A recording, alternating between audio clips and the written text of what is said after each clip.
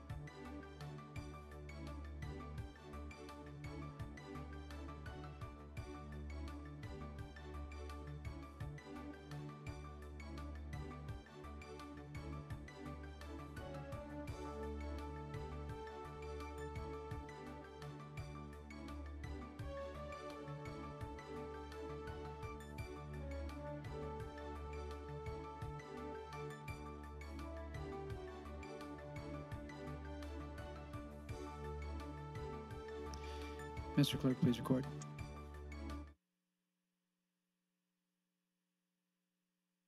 There is a quorum present, Mr. President. Thank you, Mr. Clerk. Do you have any items to the record?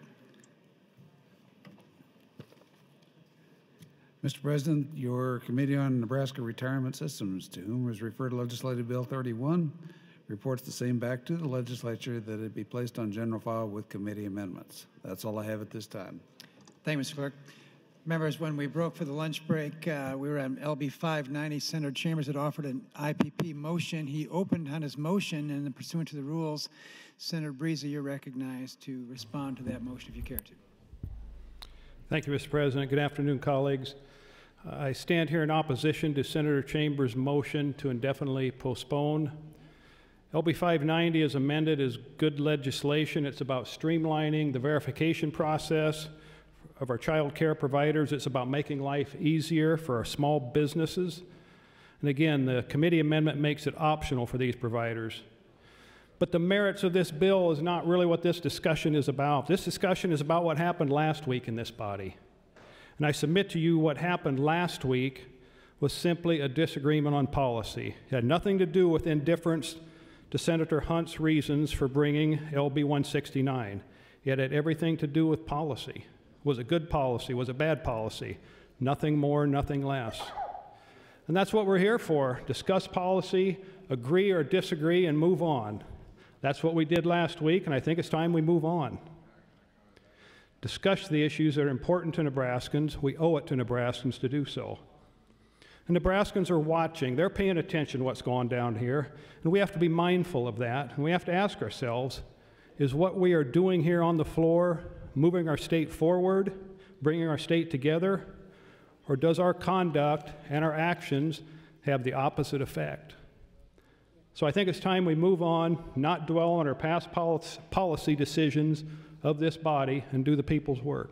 Thank you, Mr. President. Thanks, Senator Breese. Senator Chambers, you're recognized.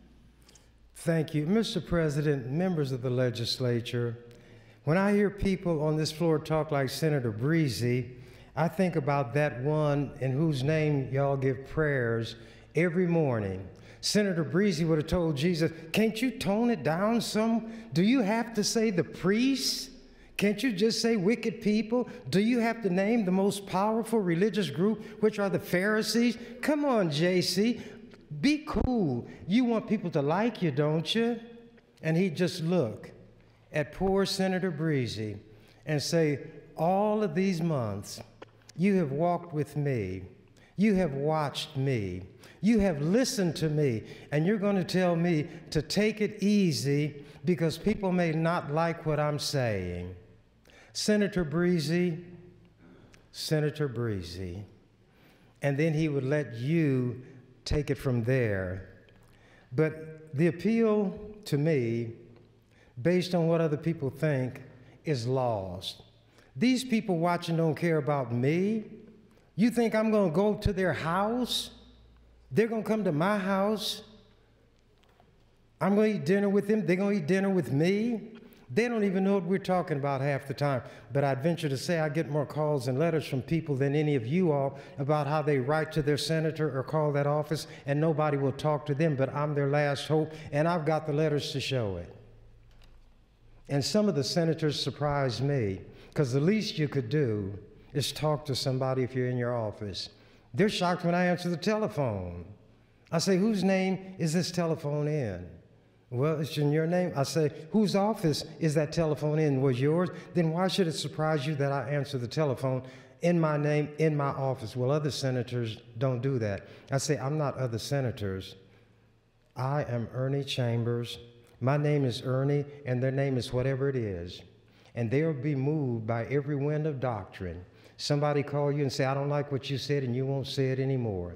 My standard, because of most of the kind of calls I get, is that the louder the vipers hiss, the closer I'm striking to their nest.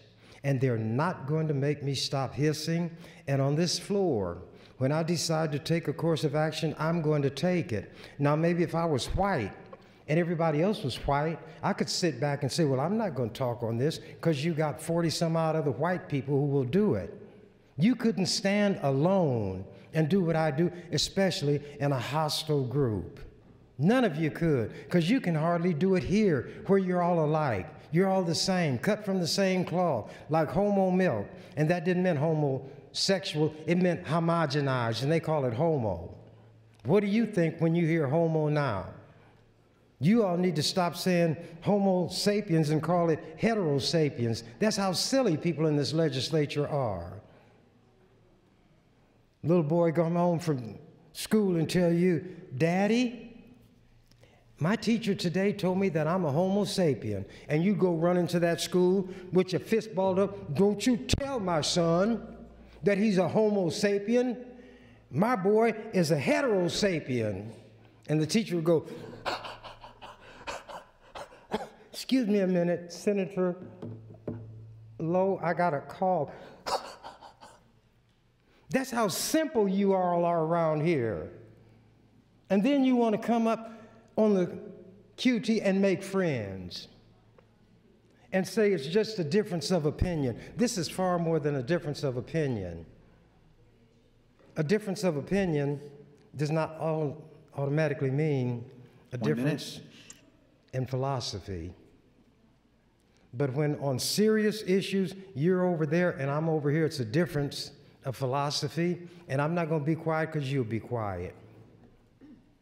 If you lived a life where everything went your way, it doesn't matter whether you say anything or not because you're going to be taken care of. When you have to fight tooth and nail for everything just to keep teachers from making fun of you in the classroom, you have a different attitude.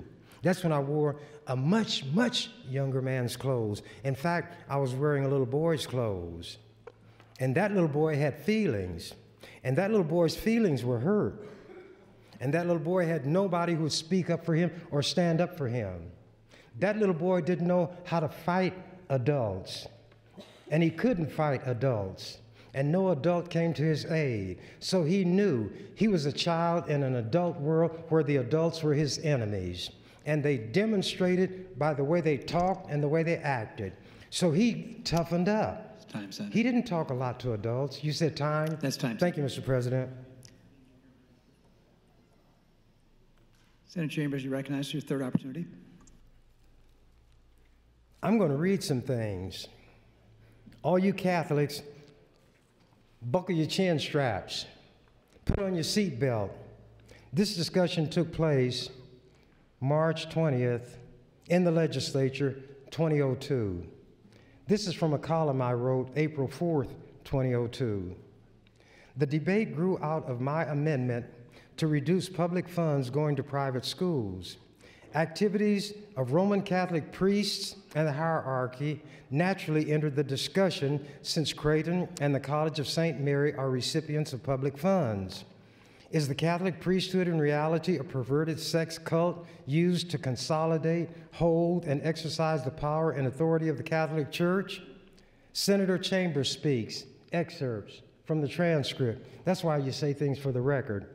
The church is losing its grip because it is shot through with criminals of the worst kind, and the top dogs known as the hierarchy, whom I've condemned in the past, are responsible for making it possible for them to carry on their nefarious child sexual abuse.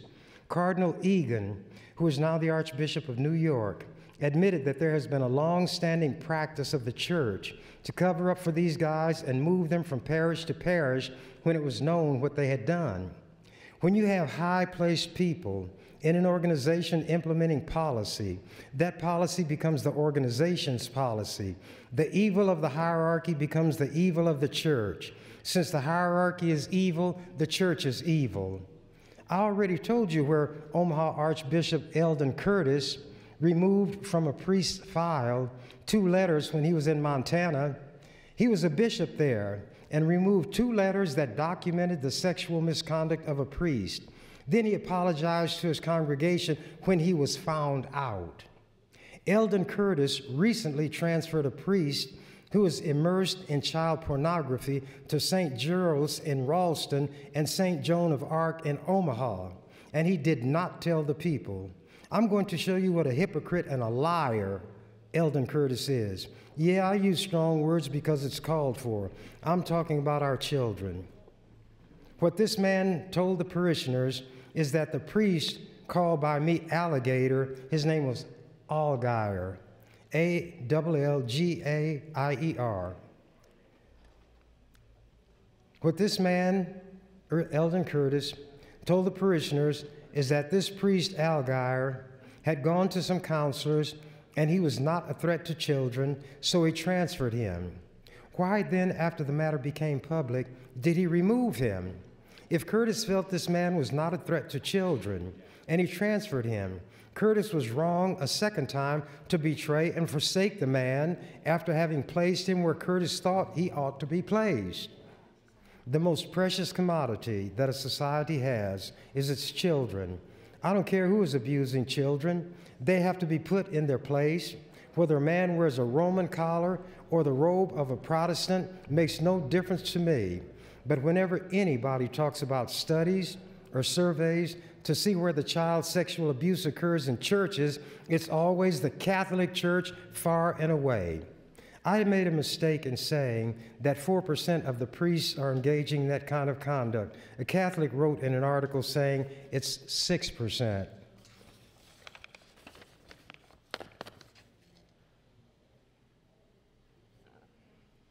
All is quiet on the Western Front. It reminds me of a song. A hush fell over the pool room. This guy came bopping in off the street. 1 minute. And when the cutting was done, every part was bloody except the sole of the big man's feet. He'd been cut in 100 places. He'd been shot in a couple more.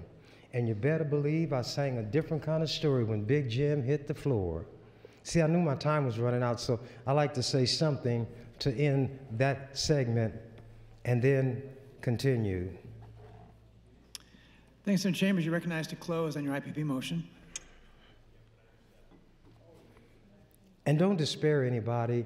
I will have plenty of time, plenty of opportunities, because I create my opportunities. Continuing. You know what would change my attitude, in my opinion? If, when the hierarchy became aware of the wrongful conduct, they had done something to correct it. But when priests have done wrong, and you know there's no excuse for not taking corrective action, and that's what I condemn the church for. Even the Pope is not doing what he ought to do. You know what he implemented as a new standard? Cardinal Ratzinger sent letters to all of the priests, bishops, archbishops, and cardinals who are committing cardinal sins. Any allegations of priestly sexual misconduct should be sent to the Vatican without delay, and they will be kept confidential and are subject to pontifical secrecy. That's at the highest level. The quote, Holy Father, unquote. Pontifical secrecy shall surround what? Pedophilia and ephebophilia by priests, when he should be saying, quote, I, more than anybody else, want to cleanse the church of this cancer. Oh, then this is the headline. All quiet on the legislative front. It was prophetic. After Curtis had tried to cover for the Omaha priest Daniel Herrick, the hierarchy now have settled 2 federal lawsuits. Daniel Herrick was at a school called St. Richard's on the outer edge at that time of the black community. The black people sent their little children to this pedophile, to this monster, to this holy Roman Catholic priest with his backward collar and his robes and his beads and his crucifix, which he called a rosary. Oh, and his face was often rosy, because when you deal in what these suckers deal in, it causes you to flush. And when you're white, you turn red. With shame, it ought to be. But it's from stimulation of the wrong kind. From the nether regions, stimulation of the nether regions. When these little boys went into the rectory, the priest changed it. It was called the rectumry, because they went into little boys' rectums with their penis. And they had these little boys inserting their penis in the priest's rectum, and these are the kind of documented cases that came out. And the Catholics didn't want it to come out. And that man up there was highly offended when I brought it out on the floor of the legislature, as you'll hear. I'm talking about then Senator Foley. Captain Marvel would have people who say, holy moly. I say holy Foley, because he runs back and forth to church every day. Watch them people who go to church. Notice I didn't say watch those people. I'm dropping my language and grammar and syntax to the level of those who are listening. Watch them people. Or to include more of them, watch them their people, because they's the kind that does wrong.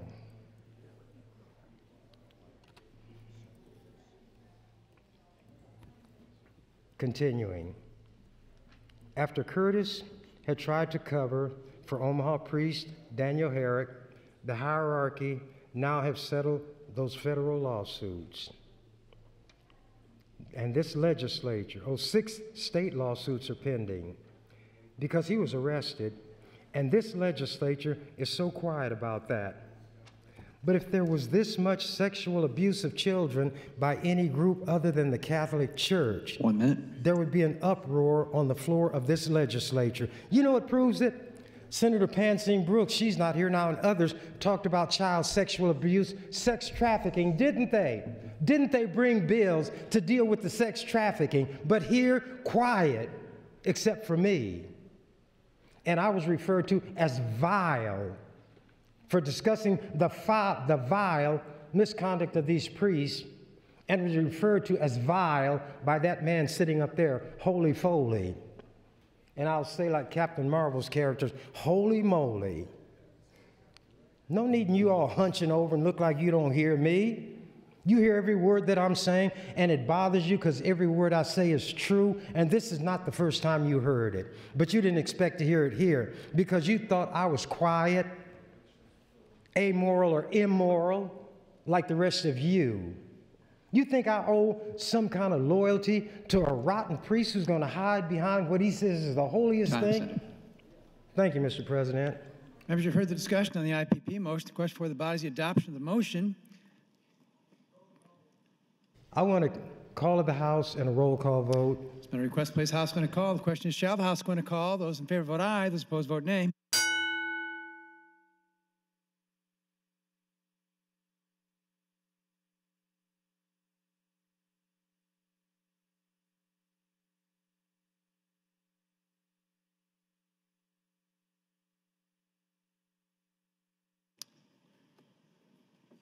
Record, please. 11 ayes, 7 nays to go under call, Mr. President. House is under call. All members, please return to your desk. Check in. The House is under call. All unexcused members, please return to the floor. The House is under call. Unauthorized personnel, please leave the floor.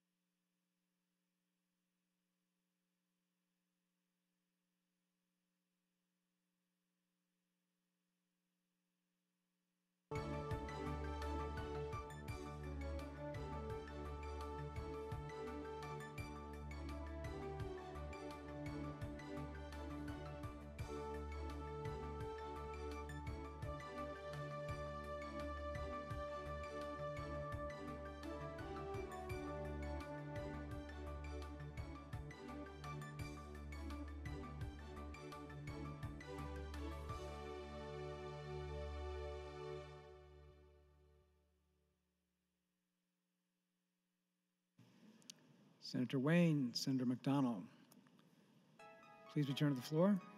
House is under call.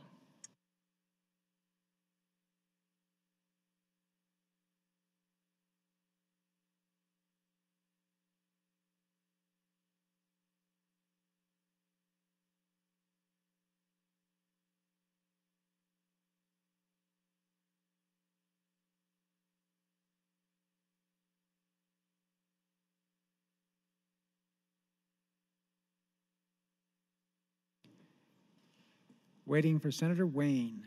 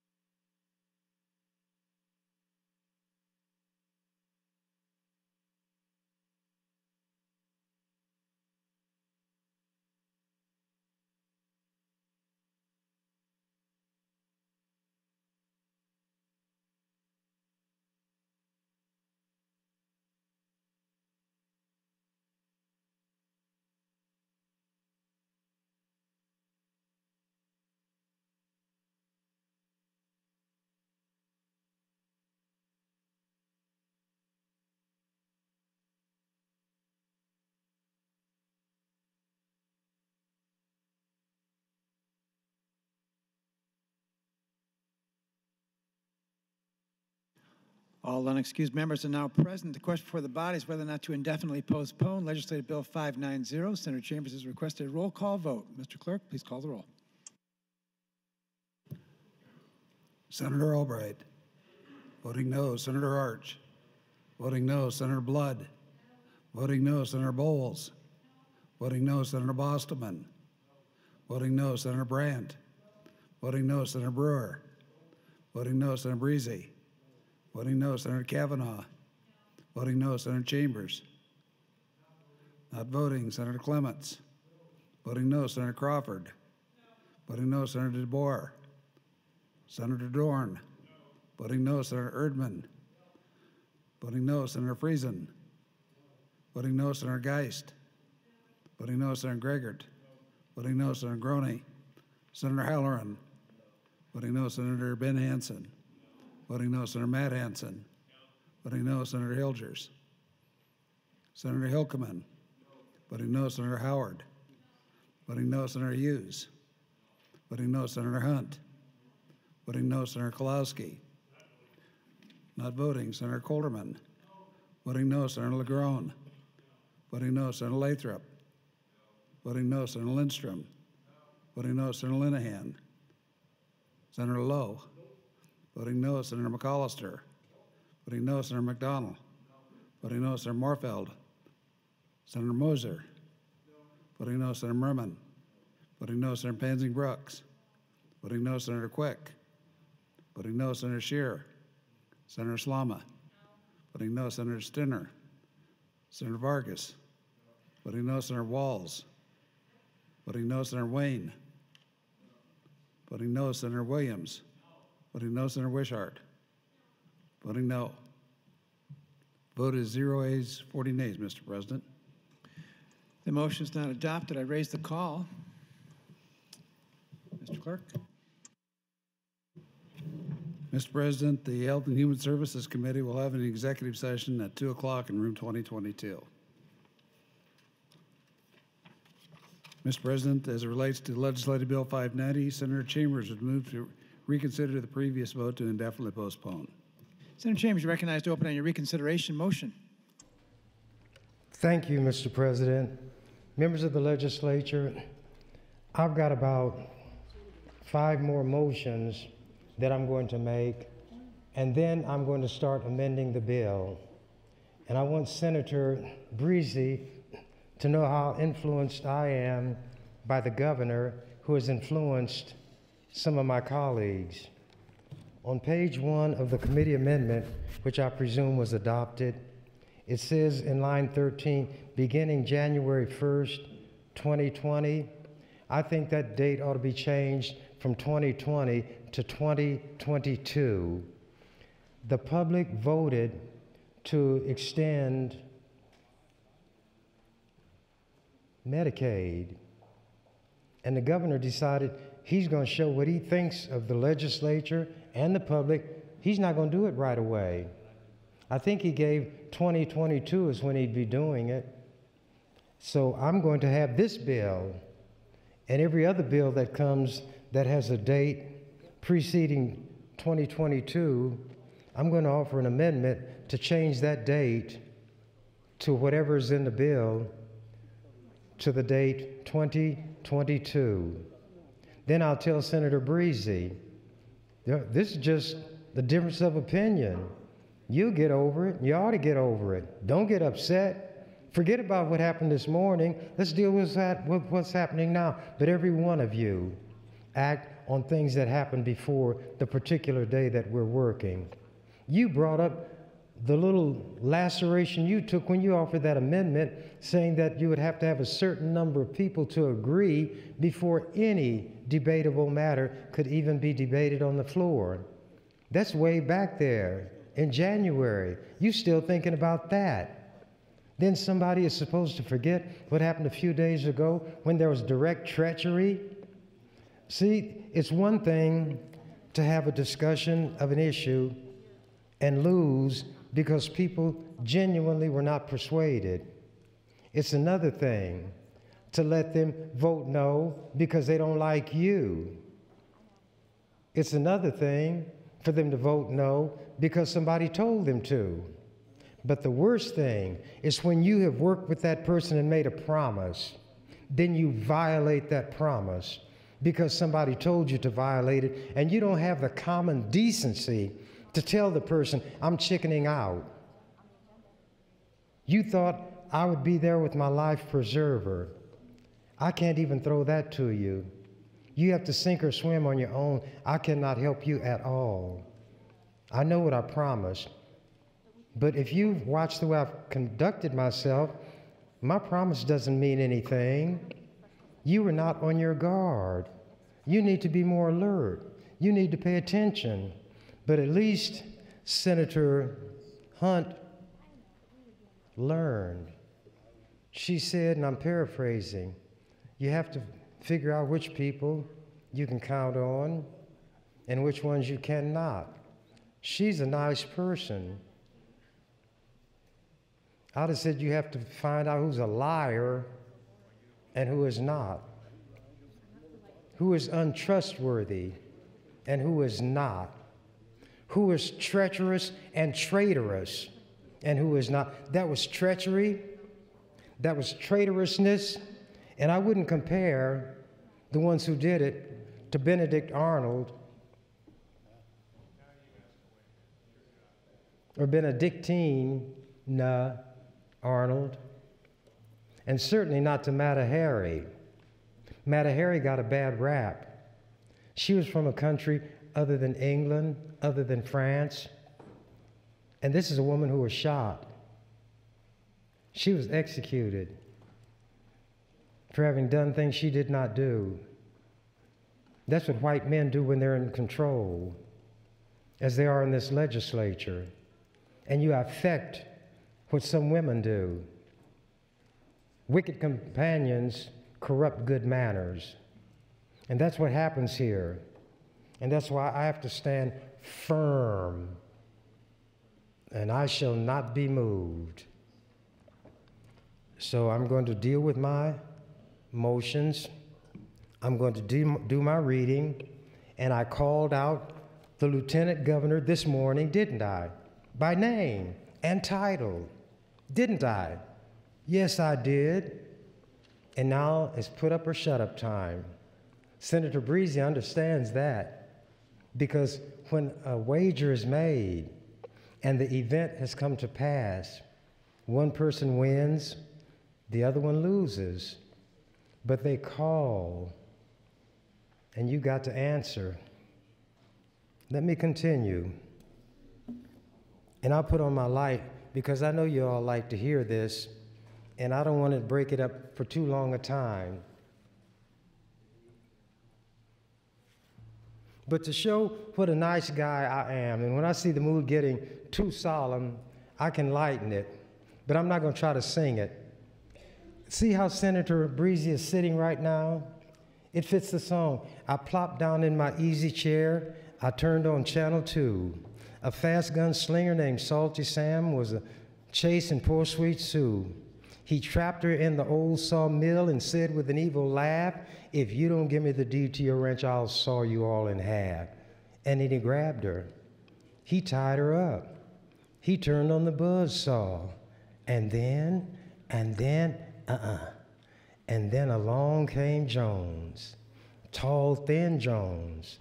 Slow walking Jones. Slow talking Jones.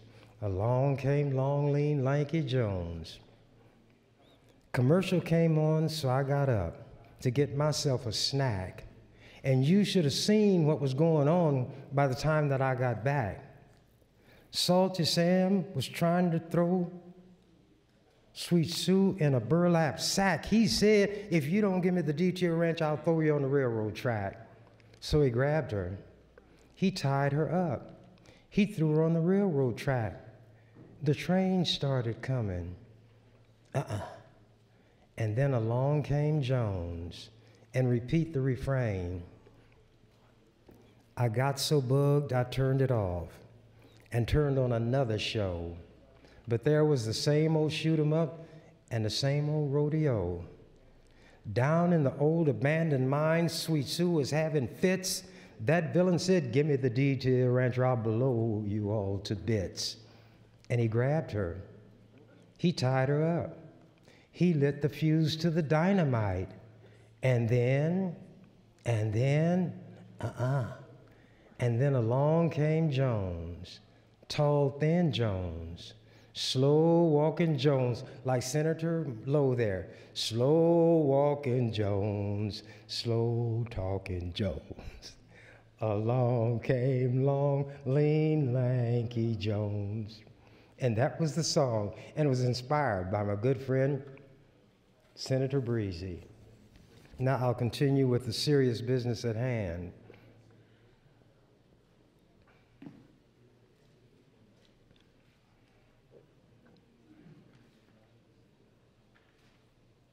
Senator John Bruni speaks. Let me get above that. All quiet on the legislative front.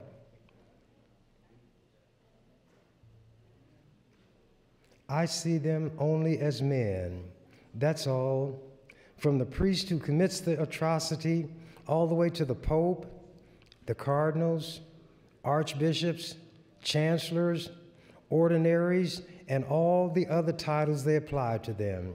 It is wrongful conduct, and it's not going to be rooted out until lawyers do to the Catholic Church what was done to the tobacco industry. All the tobacco industry did was kill people. What the church is doing is keeping people alive, though they are walking dead people. What kind of effect will it have on a little boy for the rest of his life to have been betrayed and violated by one his parents taught him to love, honor, and obey, virtually worship, and submit to in all things? What kind of reaction will that child suffer? Will he remain a child even when chronologically he's a man? There was a priest who was sentenced to about 6 years in prison for having raped this little boy and then made him go to confession and confess to the priest for having done wrong. How much crueler can you be? Those are the kind of creatures in the Catholic Church, known to be in the Catholic Church, protected by the hierarchy of the Catholic Church. And then when somebody like me speaks against them, somebody like Holy Foley says, what I say is vile. Time, Senator Chambers, but you may continue on your second opportunity. Thank you, and I'm going to turn my light on again. I'm just starting to get rolling now. Rolling, rolling, rolling. Keep those wagons rolling. Rolling, rolling, rolling, rawhide. We need to put a cowhide on the hides of some of these priests and priestly defenders. They can give it, but they can't take it. Senator John Bruni speaks. Excerpts. Mr. President, members of the legislature, as I sat in my office and listened to this debate, I'd been stewing about what I saw on the news last night with Archbishop Curtis, what's been going on within the church. And Senator Chambers, I guess I would say to you, over the 6 years I've been here, you've given me a lot of advice, some solicited, some unsolicited, but always in opposition to any type of bigotry you might perceive that's coming out of my mouth or my actions. I would say that to condemn the entire Catholic Church for the actions of a couple of folks is not where you want to be. I'm not about to stand up here and condemn the Catholic Church for the actions of a few. That, to me, that's the same thing as condemning the black race for the actions of a few. It doesn't make any sense. I'm not about ready to do it. Would he be ready today when the Attorney General and Attorneys General all over this country and members of the legal profession all over the world are showing that this was shot throughout the church? The church was more holy, H-O-L-E-Y, than Swiss cheese. From the top, through the middle, through the bottom. The cardinals with their little red beanies sitting around.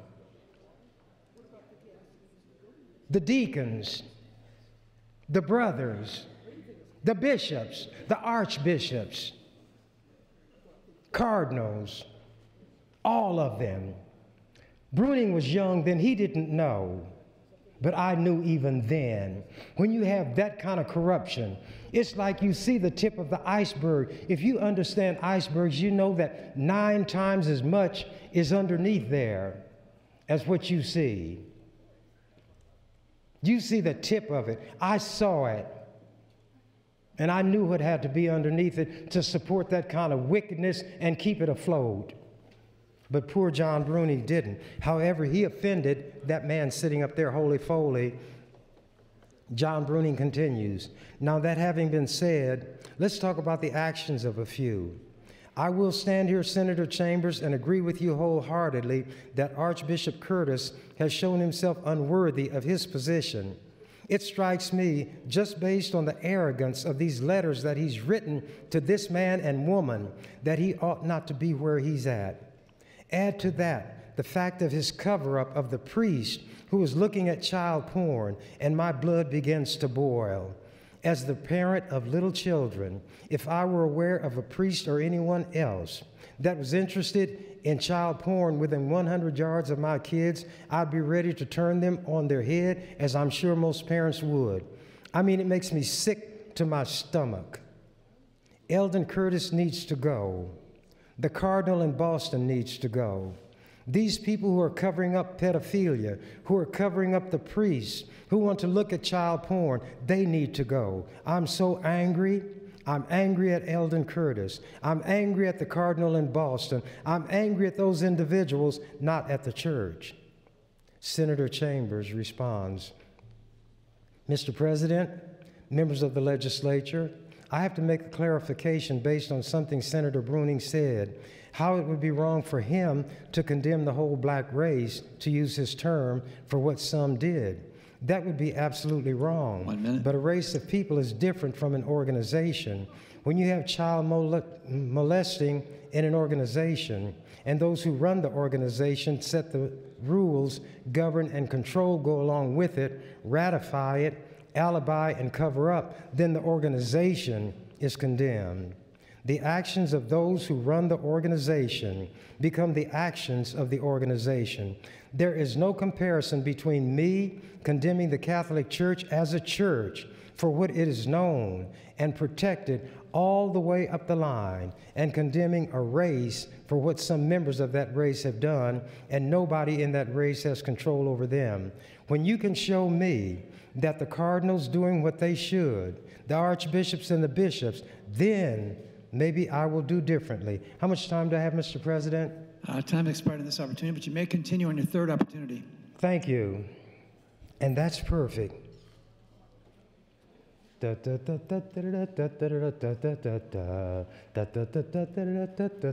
no, that's when the race starts. I don't know the heralding song when the star comes on the stage. Maybe there's a drum roll.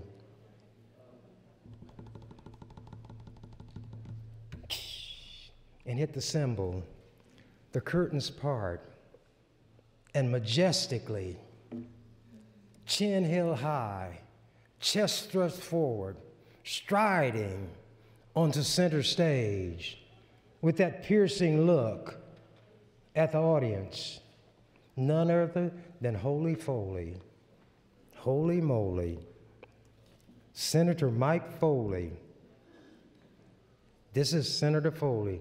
The rhetoric that we've heard today from Senator Chambers was rather predictable.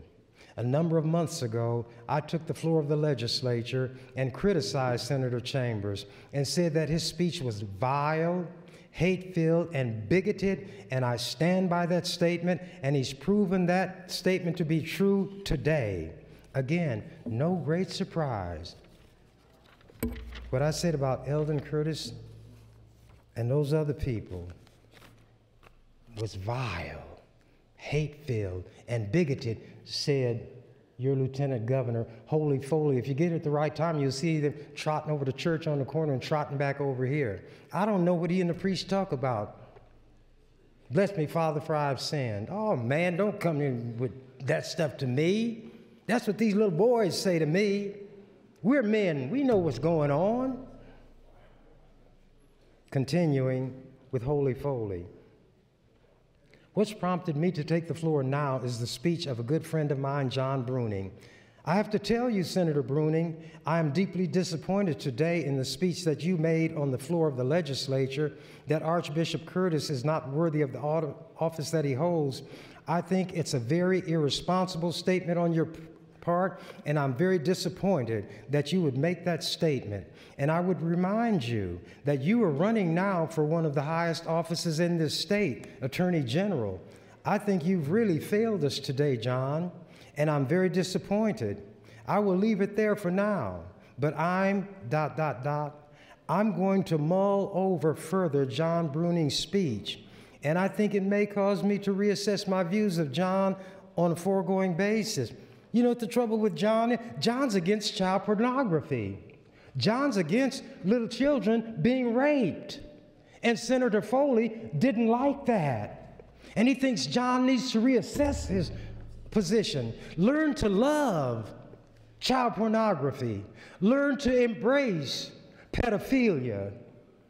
Learn to suck up to a rotten to the core archbishop.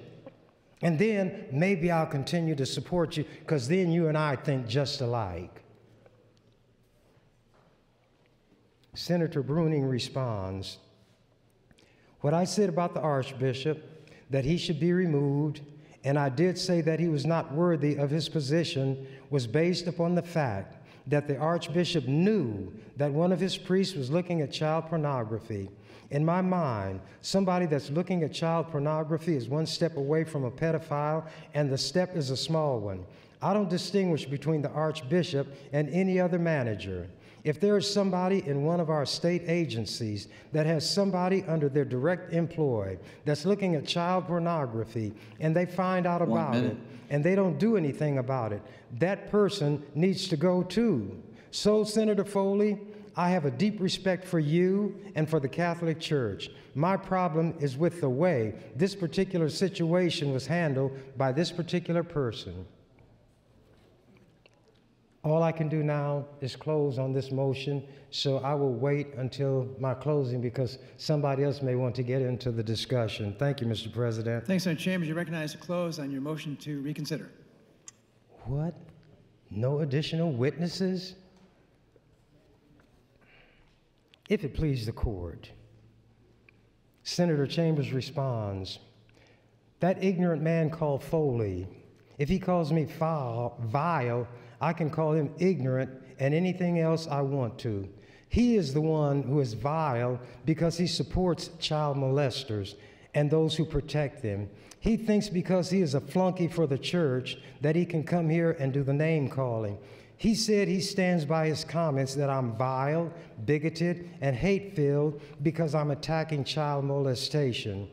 Well, when somebody strikes close to your home, I guess you do get upset. Now, I don't know what Senator Foley's predilections are, but when he defends those wrongdoing priests and thinks that nobody has a right to talk about it, then he's in the wrong business if he thinks his effeminate little criticisms of me are going to cause me to be quiet or take low. He and my comments are not unexpected. He said they're unexpected. Well, his are not unexpected by me either, because I know why he came here. I know what he is about. If he's going to defend that kind of action, his view and his morals certainly are different from mine. I don't know what's the matter with Senator Foley. I don't know what planet he came from. And because he understands words so poorly, I'd much rather he criticize me than approve of me, because I know the kind of conduct that he himself approves of. So if he wants to bring that down here or anywhere else, I'm always available. Nobody has trouble finding me. With that having been said, I think Senator Foley knows what my position is. And Senator Foley knows that I'm inviting him to do whatever his views and emotions will lead him to try to do, but I am not a helpless little boy. Senator Bruning, again, my comments are limited to what I felt was wrongdoing or bad decisions on the part of the Archbishop. But Senator Chambers, I'm not going to join you when you start bashing a good guy like Mike Foley. I mean, this is a guy who puts his heart and soul into his job, who is a good person, a good family man, and I don't know how this debate ends up degenerating into criticism of Senator Foley. But I, for one, will not join it because he is a good person trying to do the right things down here. End of legislative debate. Then my comment at the end of the article. Unless the headline called for Curtis removal ends in apology, March 26, the World Herald reported on Senator Bruning's abject backtracking like a jet-propelled crawdad. Quote, I realize it's not my place to call for a religious leader's resignation, unquote. Bruning said he was moved not by politics, but by thoughts of his 2 preschool children when he responded to Senator Chambers' discussion of child pornography allegations against the Reverend Robert Allgaier. In the heat of debate, my passion for children was all I was thinking about. I think Curtis is a caring person who's given his whole life in service to others, said Bruning. How's that for a dog returning to its vomit, as said Jesus? I neither regret, take back, nor apologize for a single word, nay, syllable I have uttered on this subject, and my last word has yet to be uttered. And I wrote more columns, and now, who's saying the same thing? Attorneys general, top legal officials around the world. In Australia, they sentenced one of those rats to about 6 years in prison. 1 minute. They're being made to resign. But one of Francis's pets offered his resignation, and Francis refused to accept it. Makes me wonder what's going on between them. See, you got to realize that when you engage in stuff that even people on the street don't engage in, then people look at you and wonder, what's the matter with you? What are you up to? What are you into? And when I said the Catholic Church has morals, or the other way around, La Cosa Nostra, our thing, the mafia, have higher standards than the Catholic Church, you let the Cosa Nostra know that some of their people are abusing little children, and they would ice him. Their morals don't allow that. Oh, they'll lie, they'll cheat, they'll steal, they'll rob, they'll racketeer, they'll play the numbers. But they will not tolerate child abuse, as will the Catholic Church. And I'm going to keep on saying it and saying it and saying it until you root out that evil. Thank you, Mr. President. Thanks, Senator Chambers. Members, you heard the discussion on the reconsideration motion. The question before the body is the adoption of the motion. It's been a request to place House on a call. The question is, shall the House go on a call? Those in favor vote aye. Those opposed vote nay.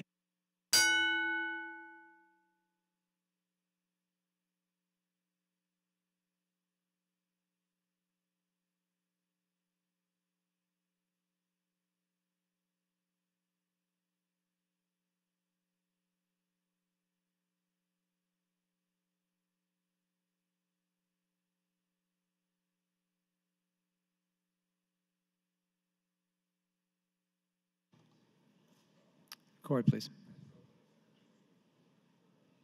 12 ayes, 5 nays to go under call, Mr. President.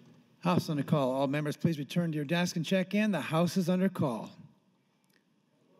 Vote. Roll call vote's been requested. All members, please return to the chamber. The House is under call. All unauthorized personnel, please leave the floor. The House is under call.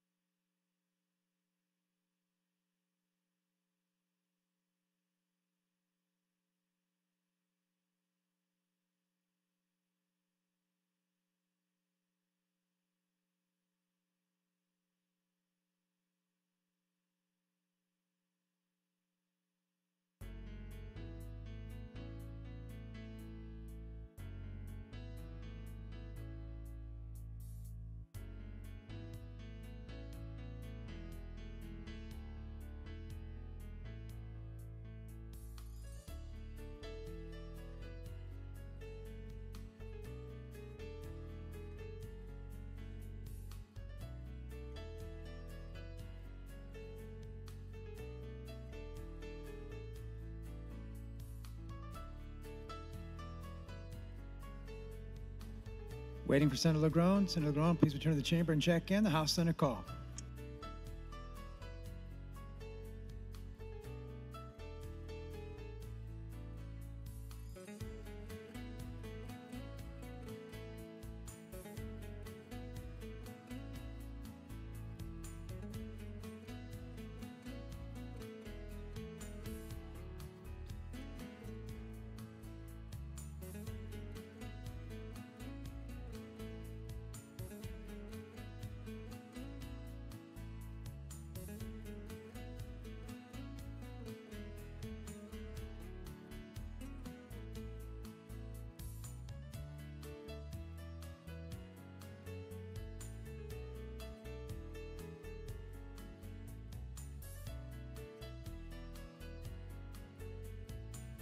All unexcused members are now present. The question for the body is the Senate Chamber's reconsideration motion. A roll call vote has been requested. Mr. Clerk, please call the roll. Senator Albright. Voting no. Senator Arch. Senator Blood. Voting no. Senator Bowles. Voting no. Senator Bostelman. Voting no. Senator Brandt. Voting no. Senator Brewer. Voting no. Senator Breezy. Voting no. Senator Kavanaugh. Senator Chambers. Voting yes. Senator Clements. Voting no. Senator Crawford. Voting no. Senator DeBoer. Voting no. Senator Dorn. Voting no. Senator Erdman. Voting no. Senator Friesen. Voting no. Senator Geist. Voting no. Senator Gregert. Voting no. Senator Groney. Senator Halloran. Voting no. Senator Ben Hansen.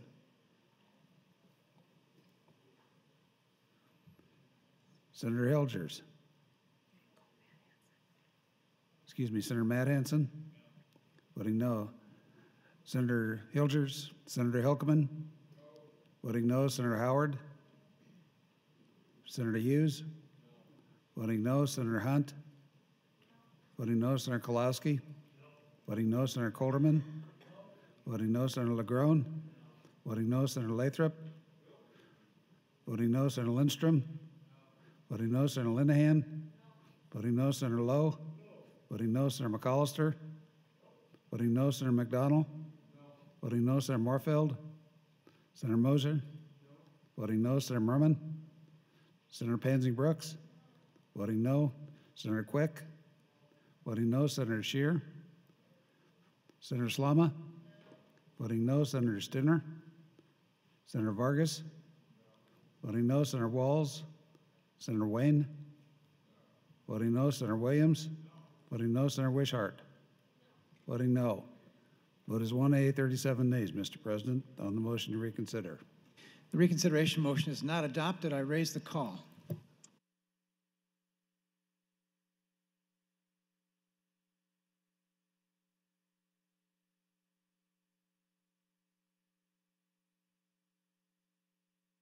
Mr. Clerk. Mr. President, priority motion, Senator Chambers would move to bracket the bill until April 15, 2019. Senator Chambers, you're recognized to open on your bracket motion. Thank you, Mr. President, members of the legislature. I quote Abraham Lincoln again. The promise being made must be kept. A person brought a bill before the Judiciary Committee and thought that I was unfair to her in the questions I asked about the bill. And I told her she's making herself too important. She ought to see the way I talk to other people on matters of importance before the committee. It just happens that the other day, March 27th, so it was a few days ago, Director Frakes, the incompetent one, was before the committee. There have been assaults on staff members, on other inmates. There have been riots.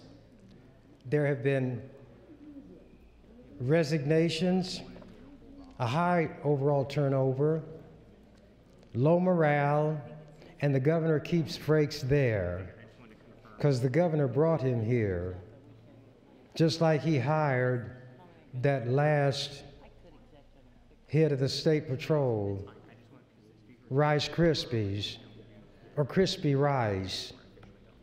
And I had told the governor, when I had seen some of the things that Rice had done, things that he failed to do that he should have done, that he should fire him. And you know what the first word out of the governor's office was? Senator Chambers is ridiculous. Guess what happened less than a week later? The governor fired Rice. And unlike people on this floor who routinely support those who are put before us to be confirmed, I spoke very strongly and longly against Brad Rice getting that position. I make what I think known to the person that I'm talking about. And I made it clear, but the majority of my colleagues, like the mice, followed, squeaking because the governor had spoken. Then the governor did what I said should be done, Senator Lowe, not what you did when you voted for Brad Rice, and you had plenty of company. You just happened to be the one making eye contact with me. But the rest of them were right there with you. And they all cheered, I'm sure, when the governor was so brave that he had his spokesperson to say Senator Chambers is ridiculous. Because he said what you all would like to say, but then he had to swallow spit like a lot of you all would have to do.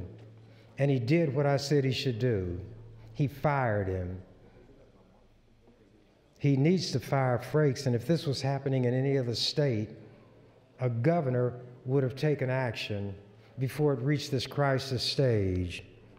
But Frakes had done his testifying, and I had not had too much to say, so he thought, I guess, that this was just going to be an easy, smooth little trip.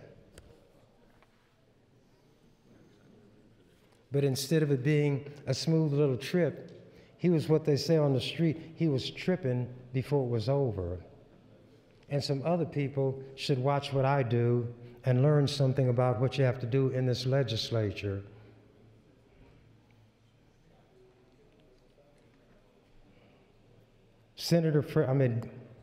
Director Frakes had made his statements. Chambers, do you have a specific line item in your budget for execution drugs? Frakes, no. Chambers, I read in the paper, and you did not say that it was a misprint, that you have no execution drugs and you have no way to procure them. Is that still true? He just sat there. Well, let me put it like this. None of the top drug manufacturers are going to make drugs available for execution now. I can say this because I've directly contacted them. They have directly contacted me. You will not get the drugs from them. You will not get the drugs from any of those they supply them to because they sign an agreement that they will not make them available to any state that wants to use them for executions. So when it comes to the pharmaceutical companies and the ones that they distribute to and those who distribute for them, you're not gonna get any death drugs from them. So what is gonna be your source of drugs? Now you're not going to use antifreeze, are you, to execute people with? Frakes, is that a serious question? Chambers, yes, that's a serious question because you're not going to get any from the pharmaceuticals. So either you're going to use antifreeze, an excess amount of rat poison, or some. You all are the ones who are talking crazy. Now you can't get the drugs, and you admitted it. So I'm asking you, what are you going to do for drugs? Do you have any idea right now? Frakes, I do. Chambers, and where are you going to get them from? Frakes, I'm not going to discuss that in this hearing. Chambers, say what? Frakes, I'm not going to discuss that in this hearing. Chambers, Are they going to be from a supplier in this country? Frakes, I'm not going to discuss that in this hearing. Chambers, are they going to be put together by somebody who's got a compounding factory in Nebraska? Frakes, my answer is the same. Chambers, say it again. My answer remains the same. I'm not going to discuss procuring drugs. Chambers, you take the fifth. You don't want to incriminate yourself? Frakes, well, I don't see in any way how this is germane to today's hearing and testimony for one thing. He's talking about what's germane at a hearing. Chambers, do you know how you sound right now? This is the most serious thing the state's going to do, and you're trifling. All these other things are serious. They don't involve you killing people. You don't have the drugs, and you said you don't have them, and you cannot get them. And the Supreme Court was persuaded to go along and allow a political execution before your drugs ran out that you had. The drugs that you have, I know you did not properly store. They were not maintained at the proper temperature. Having that as a fact, when they were administered, they did not operate the way they were designed to operate. First of all, they were not designed to kill. And these drugs did not function properly because you did not store and maintain them properly. You know it, and now you know that I know it, don't you? Don't you? You don't want to answer that, do you? You're not saying yay or nay. You're not stunned, are you? Frakes, no, no. Chambers, but you don't want to answer yay or nay, do you? Frakes, I believe we still have an active lawsuit that involves you and me. Chambers, it's not just a lawsuit. Now we're beyond that. That is, we're talking about the way those drugs were maintained. We're not talking about a protocol. You did not properly store those drugs, and your people made it clear. There's a temperature below which they are not to be stored, and they were not stored at all times below that temperature. Those were the only drugs you had, and they were going to be, by date, rendered ineffective. But they were ineffective before that date because they were not properly maintained. I see I'm not going to get anything from you. Your silence, Frakes, I'll refer to the grand jury. Chambers, your silence gives your consent. Frakes, and please, please, look at the grand jury review. Chambers, your silence gives consent. Scott Frakes, no, certainly not. Chambers, well, we're going to see what develops. Not through a lawsuit, not through the grand jury, and when and if it develops, this transcript is going to be exposed. You are telling me that you properly maintain those drugs at the right temperature the whole time. Isn't that what you're telling me? No, I'm not telling you. I'm not going to discuss this issue today. Chambers, well, I'll wait until my next time. Thank you, Mr. President. Thanks, Senator Chambers. You're next in the queue, Senator Chambers. You may continue. Thank you. Chambers, well, if you maintained it correctly, you can answer that. You can say, yes, we maintained them at the correct temperature. You don't really know, do you, of your personal knowledge, because you don't know what the temperature was supposed to be, did you? Did you have people who told you they were maintained at that temperature? And I know why you closed that curtain, and you know why you closed it, and we both know why you refused to answer questions after that execution, and wardens had always, and directors after the execution. You ran from that place like a bat out of Hades, and this is so serious. I want it on the record, and I've got it on the record now. You might want to find, what could we call, a reservation or something other than a Boeing 737 MAX 7 or 8. And I don't think the governor is going to take a fall for you, but you're willing to take one for him. And that's all I have. I was just kind of laying back in the weeds, looking uninterested, disinterested, listening. to the other questions, let you get very comfortable, and you played right into my hands. And you can talk about the grand jury and anything else you want to show how significant and insignificant that is. A man who had 16 felony counts brought against him based on what a grand jury said. And I said before those charges, were dismissed, that's crazy. You don't make that many charges of perjury when one event is involved. Now all of those charges are dismissed. The head of the Chicago police are saying, well, look what the grand jury did. That means nothing. You thought it gave you cover, but it didn't. And now you know that I know. That's all I have, Madam Chair. And if you would have seen him, his body language would have let you know that he does know what I know. And he knows what I'm talking about. And at some point, it's going to come out.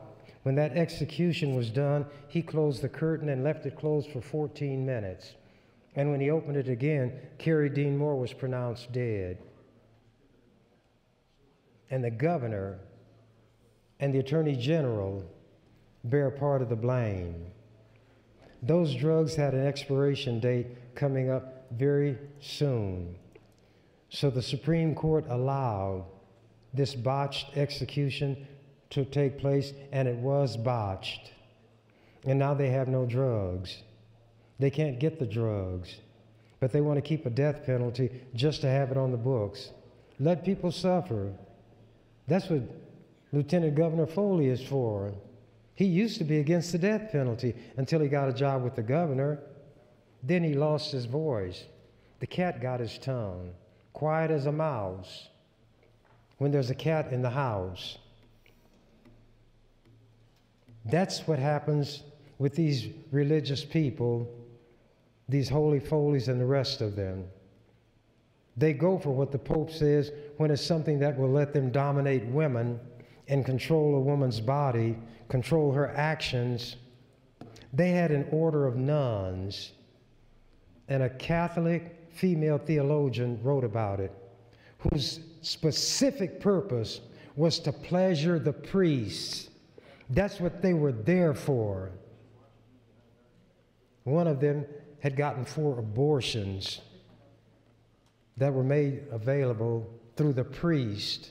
1 minute. And y'all walk around here strutting and having these marches for life, and you've got children dying every day, and you don't whimper. Not a word. Run back and forth to church every day. Pray every morning. Salute the flag. And what does it mean? It's worse than a stack of filthy rags. In fact, that's what the Bible said. All your righteousnesses are as filthy rags. And that's what it is. You all know it, and I know it. And I'm going to take more time so that I can show it.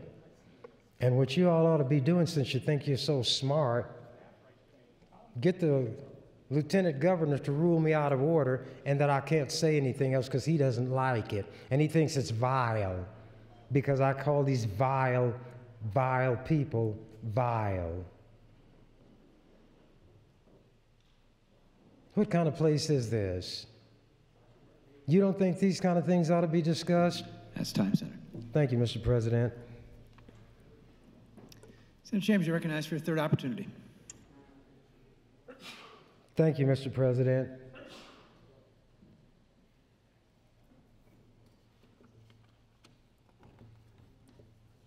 After this, I have 3 more motions.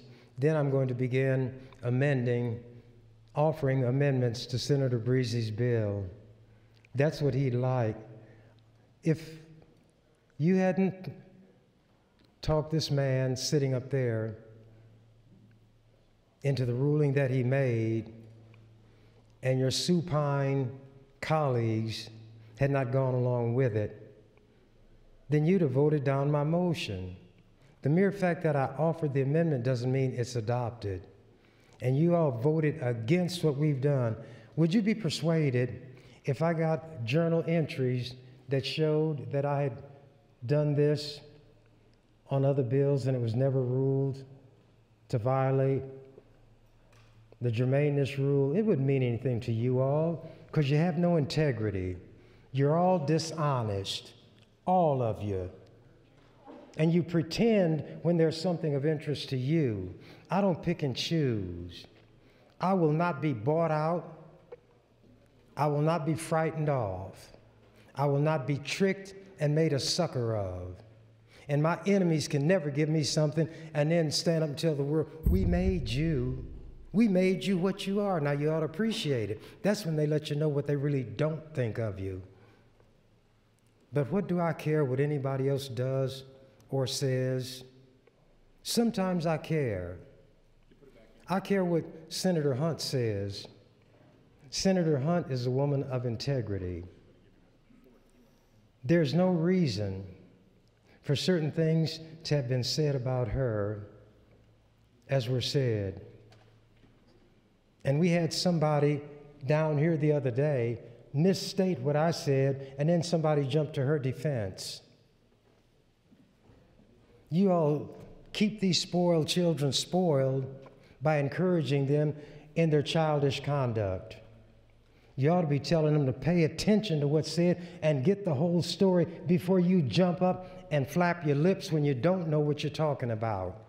But instead you applaud and you encourage them to do that. That's how little respect you have for each other. So why should I think you have respect for me or anybody who looks like me? Anybody who looks like me. Anybody who looks like me. Don't let them trick you. Don't let them bamboozle you. Don't you become one of those who is always tooken. And they will take you to the cleaners. And they will hurt your feelings. And you will say, but I thought. That's the problem. You did not think. You believed. Well, the devil was a liar from the beginning, paraphrasing the Bible. There were a group of Muslims. They followed the Nation of Islam, and their leader was a man named Elijah Muhammad. And white people were outraged because he said the white man is a devil. They were more upset about that than anything else because it was a proper characterization. And then he began to document things that they did which only a devil would do. But that's what they were upset about. Elijah Muhammad says we're devils. Now the problem with that is I think that Elijah Muhammad gave the devil a bad rap. See, the devil tells the truth. The devil tells the truth more than he lies. When the devil tempted Jesus on the mountain, he did not tell a single lie. Everything he said to Jesus was the truth. It was true. Read that Bible. See, the devil knew Jesus' daddy. They used to talk during the days of the Old Testament. They got along famously.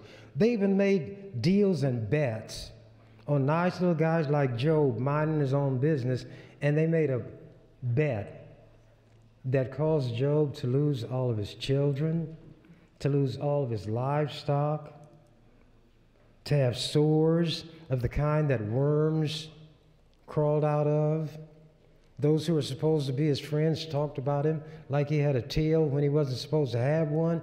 And that's because of a bet that God made with the devil so they could enjoy Time, Senator. watching this man suffering. Did you say time? Yes, I did, Senator.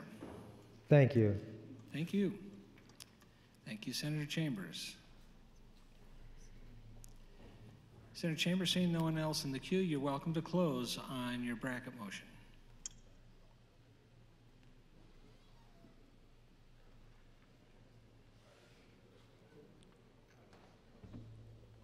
Mr. President, members of the legislature,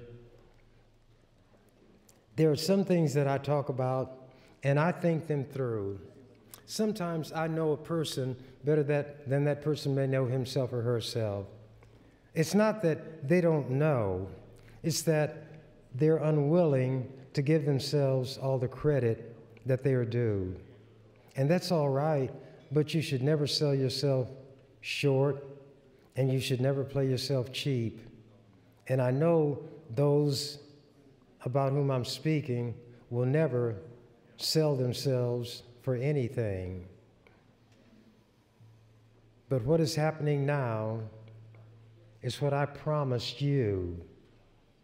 But all of you were cackling at that time. Senator Groney was in high spirits. Senator Hansen, B. Hansen, the man who pops bones and arranges bones, even had a comment. And he even said he doesn't stand up very often and speak, which is true. But I'm sure he enjoyed what was going on. I know all the so-called conservatives did. They didn't think there would come a day of reckoning. Where are they today? Why aren't they here today talking back? Because they'll help me pass the time. And they know they dare not challenge me because they know everything that I'm saying is true. And there are some truths they don't want to elicit from me. Because just like I know more than Frakes thought I knew, there's more that I know about you all than you think that I know, because those you trust secrets, entrust secrets to, can't keep secrets. They're like a broken ice box. And here's what I have to say to you all. When you tell your friends these things and then they let it out. You told your friend his vow was deep. Here is a question for your wisdom shelf. Why did you expect your friend to keep a secret you couldn't keep yourself? If you tell somebody your secret, why do you think they're not going to tell it? And those who betrayed the other day, all you did was made it clear what you are. And some of you know that I knew anyway. One of you especially. And I got a transcript, and I'm going to read from that transcript, but I have a different one I'm going to read first. And it's going to be where I and the second in command of the FBI had an interesting exchange when he showed up in front of the Judiciary Committee asking that a bill be passed into law that would allow them to have undercover license plates. They never could get them while I was here. But once I was gone, I think Senator Pauls, P-A-H-L-S, was able to get this legislature to do it, and they gave him some kind of award for it. That's what they give you, a trinket, and you treasure it. It shows how little they think of you, like a child. Give them a plaything. They could not get a lethal injection bill through this legislature while I was here. So they waited till I was term limited out. Then, under the leadership of former Speaker Flood, they finally got this supine body to pass a lethal injection bill. And it was a travesty. And what's going to happen now that you can't get the drugs? You keep death penalty on the books. You keep lethal injection. You cannot in this state go back to the electric chair because the Nebraska Supreme Court abolished it as being cruel and unusual punishment in violation of that provision in the Nebraska Constitution. The federal Constitution merely sets the floor below which nobody can sink. But any state can do more in the way of protecting its citizens or vindicating its principles than is done by the compromisers who put together the U.S. Constitution. Let's say old J.L. up there is a slaveholder. And old E.C., oh, you said time? Yes, Senator. And that was my close? That was your close. Okay, thank you, Mr. President.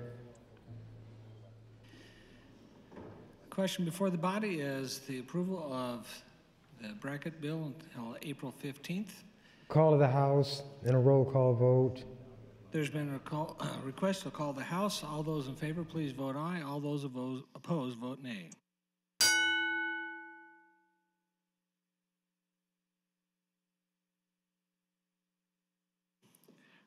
record. 7 ayes, 4 nays go under call, Mr. President. The House is under call. Senators, please record your presence. Those unexcused senators outside the chambers, please return to the chamber and record your presence. All unauthorized personnel, please leave the floor. The House is under call.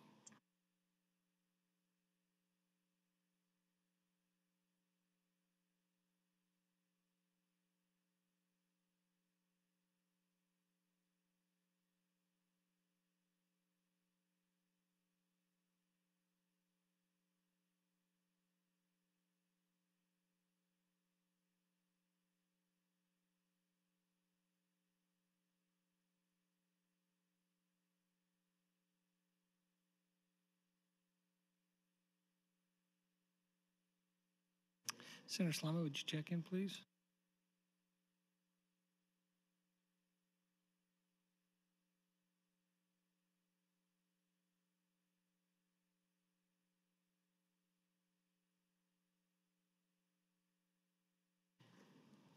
Senator Pansy Brooks, would you check in, please?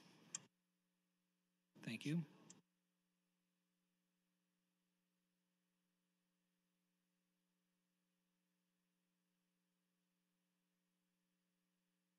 Senator Bowles, would you check in, please?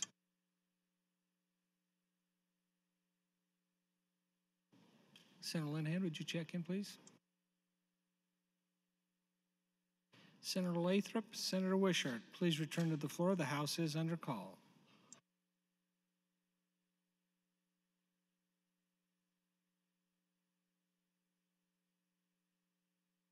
Senator, we're all accounted for. Did you want a roll call vote? Did you request that, Senator Chambers? Senator Chambers? Did you request a roll call vote? Yes, thank you. Regular order? Mr. Clerk? Senator Albright. Voting no, Senator Arch. Senator Blood. Voting no, Senator Bowles. Voting no, Senator Bostelman. Voting no, Senator Brandt. Voting no, Senator Brewer. Voting no, Senator Breezy. Voting no, Senator Kavanaugh. Senator Chambers. Not voting, Senator Clements. Voting no, Senator Crawford. Voting no, Senator DeBoer. Voting no, Senator Dorn. Voting no, Senator Erdman. Voting no, Senator Friesen. Voting no, Senator Geist. Voting no, Senator Gregert. Voting no, Senator Groney. Voting no, Senator Halloran. Voting no, Senator Ben Hansen. Senator Matt Hansen. Voting no, Senator Hilgers. Senator Hilkeman. Senator Howard. Senator Hughes. Voting no, Senator Hunt. Voting no, Senator Kolowski. Voting no, Senator Colderman. Voting no, Senator LeGrone. Voting no, Senator Lathrop. Voting no, Senator Lindstrom. Voting no, Senator Linehan. Voting no, Senator Lowe. Voting no, Senator McAllister. Voting no, Senator McDonald. Voting no, Senator Moorfeld. Senator Moser. Voting no, Senator Merman. Senator Pansy Brooks. Voting no, Senator Quick. Voting no, Senator Scheer. Voting no, Senator Slama. Voting no, Senator Stinner. Senator Vargas. Voting no, Senator Walls. Senator Wayne. Voting no, Senator Williams. Senator Wishart. Voting no. Vote is 0 ayes, 37 nays, Mr. President. The bracket motion fails. Mr. Clerk. Raise the call. Mr. President, Senator Chambers would move to reconsider the vote on the bracket motion. Senator Chambers, you're welcome to open on your recommit motion. Thank you, Mr. President, members of the legislature. I'm going to quote one of America's top literary persons. Surprise, surprise, surprise. And his name is Gomer Pyle. I surprised you all with that motion, didn't I? You didn't think I would do it. I listened to you. You sound like you've been working. I'm the one who's doing all the work. You all are just sitting there, resting. But you sound like you're crestfallen. Your spirit has been taken out of you. You know what this is to demonstrate? the kind of life that you could not possibly survive from if you had to live it.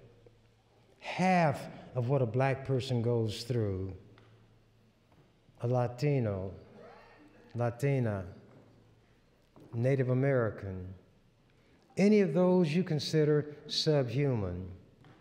Some, you stole their land because they did not have adequate border security. They thought because if they gave their word and kept it, if you gave your word, you'd keep it too, because they'd never seen anything like you before, and they hadn't dealt with anything like you before. But you certainly taught them. As Paul Revere and the Raiders said, they took away our native tongue, taught their English to our young. And you know what else they did? See, I'm not like that white woman out east. I do have Native American blood in me, and if you saw my grandmother, you would know it, because this professor who studies such things was testifying before the Judiciary Committee, and I knew he had never seen a picture of my grandmother, but he pointed to me. He said, "You've got Native American blood, haven't you?"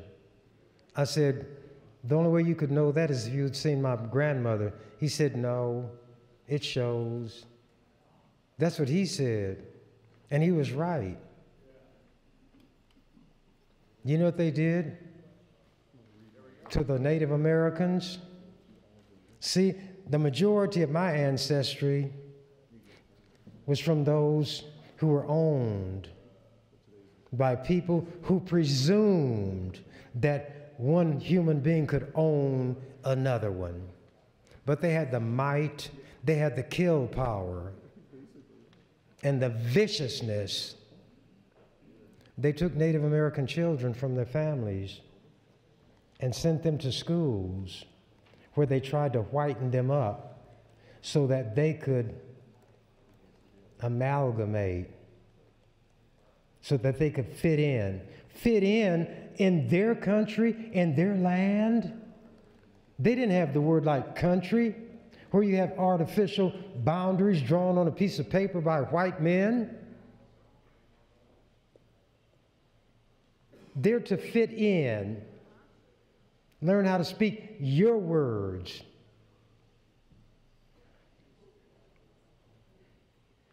You ought to read what some of your white writers and others wrote about when it came to scalps.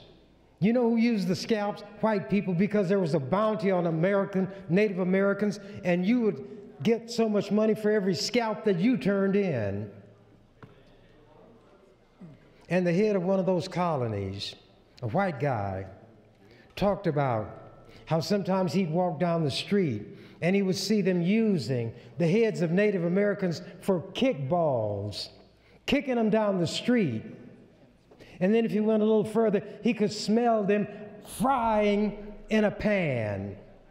This is what white people wrote, just like the Nazis wrote about the tortures they put the Jews through, and the Catholic priests kept records of how they tortured people during the Inquisition.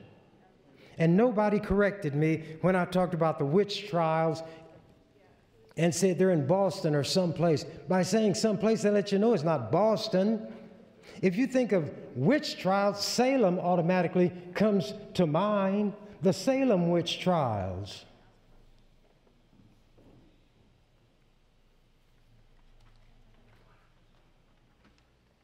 In the name of religion. That's how you get rid of people you don't like and you don't want.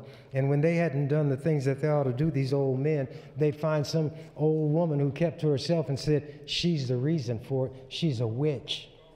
And she's the one who cursed the cattle. That's why they miscarry before the calf reaches maturity and is born. She put a spell on the animals. That's what these religious men said. And then you know how they justified it in the Bible? They got that big old Bible, and they licked that nasty thumb, and you don't know where his hands had been. Licked that nasty thumb with his nasty tongue, and you don't know where that had been either.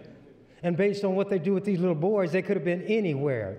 Got that big old Bible licked his nasty thumb and turned the pages and says, right here, white man, the leader. Right here it says in the Old Testament, thou shalt not suffer a witch to live. Right here in God's word, God said it. And God told me to tell you, she's the witch. And these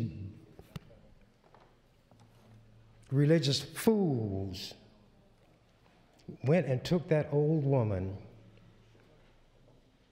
maybe somebody's grandmother, great-grandmother, who certainly at one time was a little baby, and they would either drown her or hang her. And when they would hang witches, they didn't suspend them by having them stand on a trap door and spring the trap and she falls. They would hoist her up so she could get the full benefit of being strangled by Christians in the name of the Father, the Son, and the Holy Ghost. Amen. May God have mercy on your soul, because we sure won't. Christians. And that's what you want to take to other people. Did you see where that young Christian guy was going to this island? It's off the mainland of one of these countries, and they forbid people to go to those islands. But he's a Christian missionary, and he's going to take his Christianity to these people. And guess what happened? When he came, he was met by a shower of arrows, and he died. And there were people on the mainland who said he got what he deserved. He should have left those people alone. They are supposed to be as close to original people as you can find, because they don't leave their area and nobody is allowed to go there. And when they saw this fool coming, he was an interloper. He could have brought diseases, and probably would have. In the same way that these superior Europeans introduced certain diseases to this continent with their nasty selves. Do you know that when the first doctor talked about them washing their hands, they wanted to take away his doctor's license? Your hands don't have to be clean. You know where Listerine got its name from? A guy named Lister. And if you put 2 and 2 together and you get 4, what would Lister likely have been involved with bringing about as a practice when it came to hygiene and sanitation? These are the things that you all are not taught and you don't read. And you wonder why everywhere you go in the world, people have contempt for you, because you're loud, you're raucous, you're disrespectful. You insult their women, you ridicule their customs, you don't follow them, and you're very, very loud. I don't travel overseas. All I know is what I read. And they say that you can always tell when Americans are on the scene. Did you say time? 1 minute, Senator. Thank you, Mr. President. I will stop for now and wait until I'm recognized. Thank you, Senator Chambers. Senator McDonald, you're recognized. Last year, we passed Resolution 495. It made today, April 3rd, 2019, Matthew Oliver Ricketts Day. I'd like to read a few things about Matthew Oliver Ricketts. He was born a slave family on April 3rd, 1858, near Newcastle in Henry County, Kentucky. And whereas, after moving to Missouri with his parents and earning a degree from the Lincoln Institute, now Lincoln University of Missouri, in Jefferson City, Matthew Ricketts moved to Omaha in 1880 and gained admission to the Omaha Medical College. And whereas Matthew Oliver Ricketts received a medical degree in March of 1884, graduating with honors and becoming the first black person to graduate from a Nebraska college or university, and the first black person to become a doctor in the state. And whereas upon graduation, Dr. Ricketts married Alice Nelson, and they raised a family of 3 children, Richard, Alma, and Helen. And whereas Dr. Ricketts became known for his skill as a physician and a public speaker, endeavoring to improve the public welfare, and whereas Dr. Ricketts is credited with the creation of the Negro Fire Department Company in Omaha in 1895 and was a leader of the Prince Hall Masons. And whereas Dr. Ricketts was the first black person elected to the Nebraska House of Representatives, where he served 2 terms from 1892 through 1896. And whereas Dr. Ricketts, as a Republican, led the debate on important issues of the time, his bill to end the ban on missegregation passed but was vetoed by Governor Holcomb. And whereas Dr. Ricketts sponsored one bill that amended the Nebraska Civil Rights Bill of 1865 to change citizen to person, and another bill which, when enacted, prohibited the denial of services in public places to anyone on the account of race.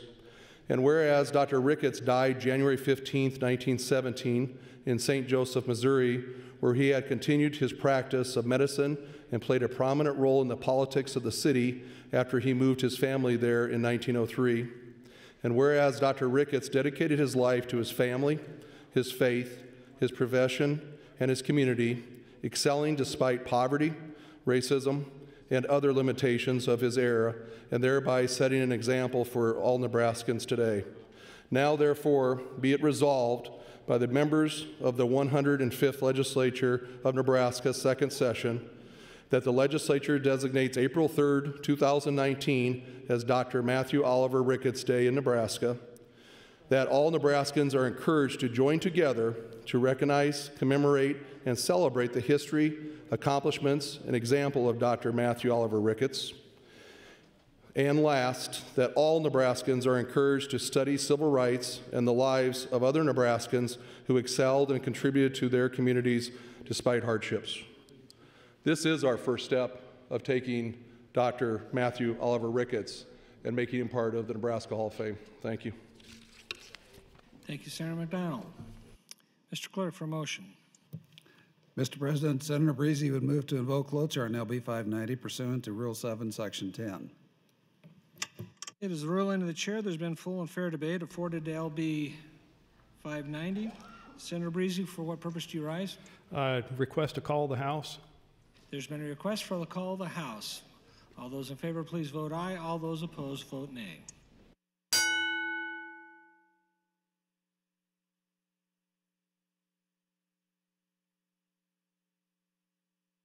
Please record.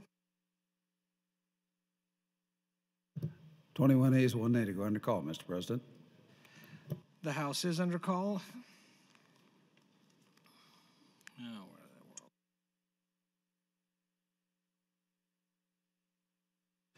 The House is under call. Senators, please record your presence. Those unexcused senators outside the chamber, please return to the chamber and record your presence. All unauthorized personnel, please leave the floor. The House is under call.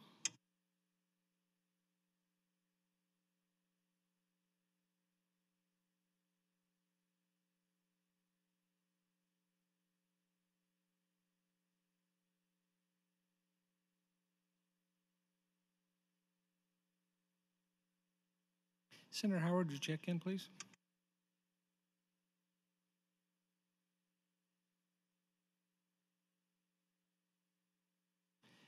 Senators Hughes, Colterman, Lathrop, Moorfield, and Wishart, please return to the floor. The House is under call.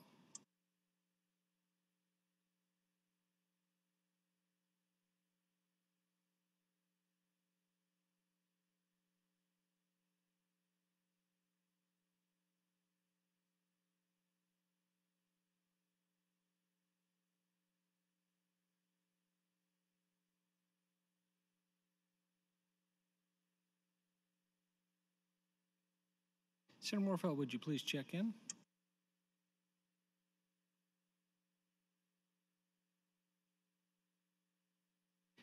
Senator Lathrop, the House is under call. Would you please return to the floor and check in?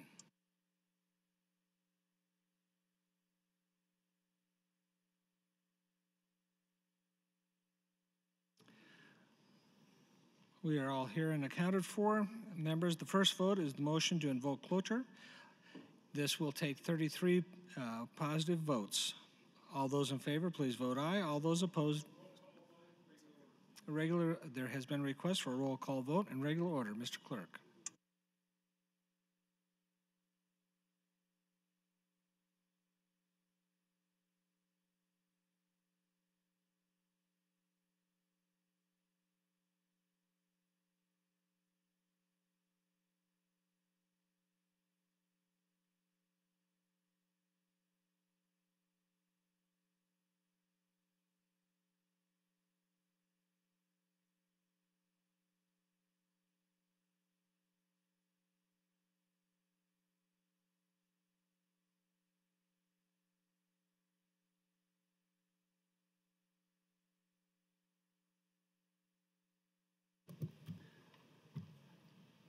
Senator Albright.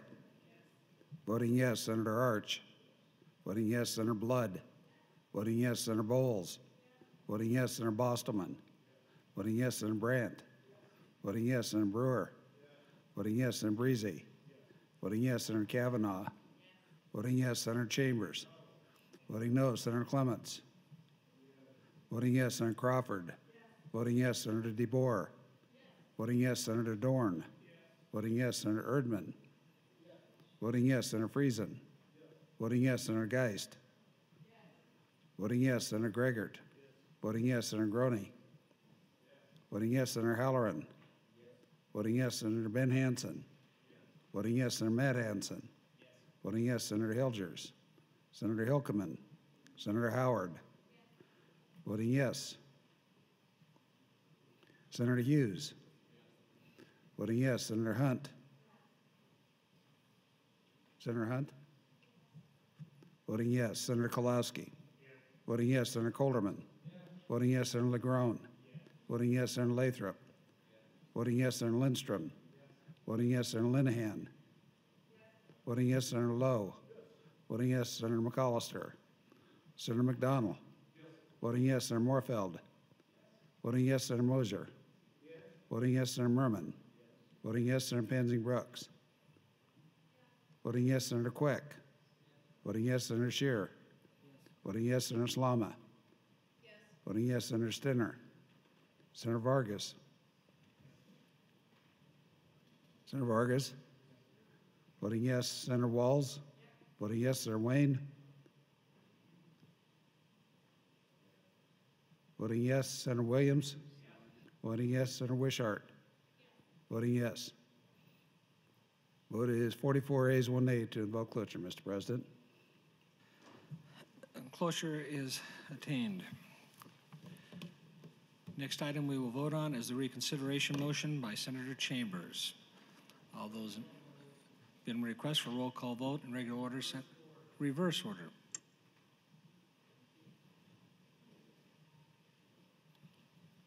Okay, we're right there.